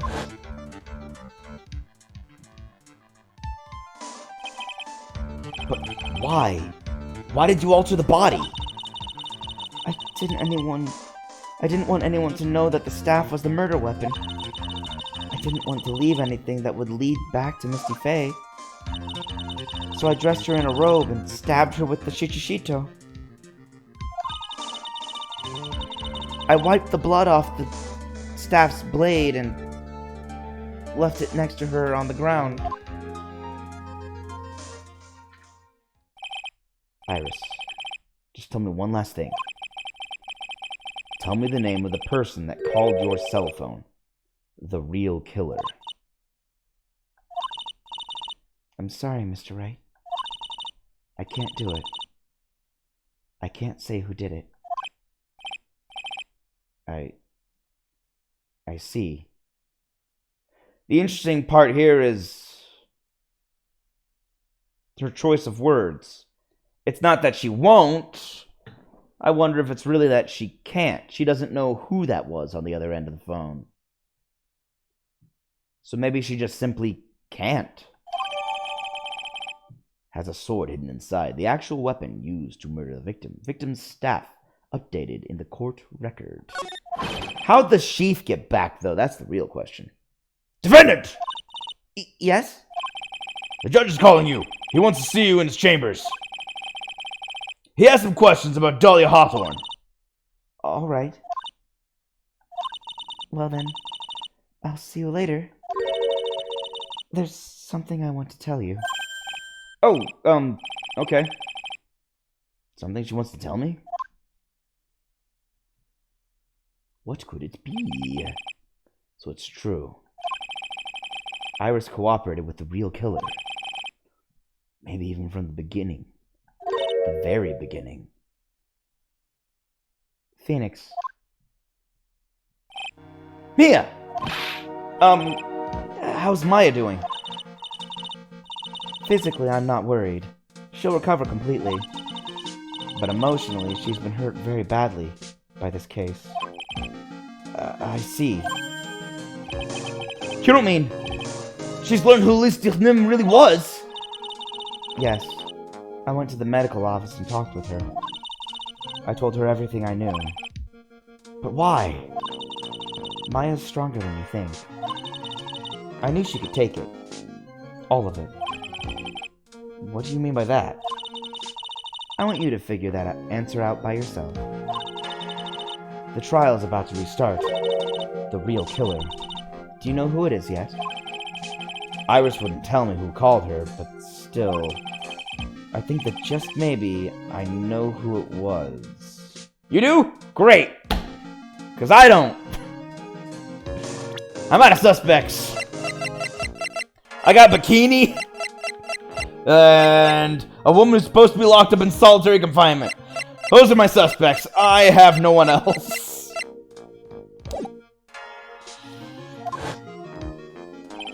That night, the victim was killed in the garden of the Inner Temple. On top of which, there were only 2 people over there. Pearls failed at channeling anybody, so it wasn't Pearls. Ah, my brain is itching. That night, the victim was killed in the garden of the Inner Temple, and the criminal wasn't just there by accident. Which means that the killer knew of Dahlia's plan from the very beginning. Like Pearl said. And one more thing. The victim was moved to the Hazakura temple side by pendulum. In other words, the criminal couldn't cross the bridge. That means they were stuck on the inner temple side for almost an entire day. Exactly. So the culprit was someone that wasn't in Hazakura Temple the following day. That's as much help as I can give you. What? The rest of the battle is yours to win, or lose. Okay, I've got it. Thank you, Mia. Finally. It's almost time to bring this case to an end. What exactly did Maya see anyway? And who was it that actually killed Misty Faye? Whoever it was, I have to prove it. Me. All by myself.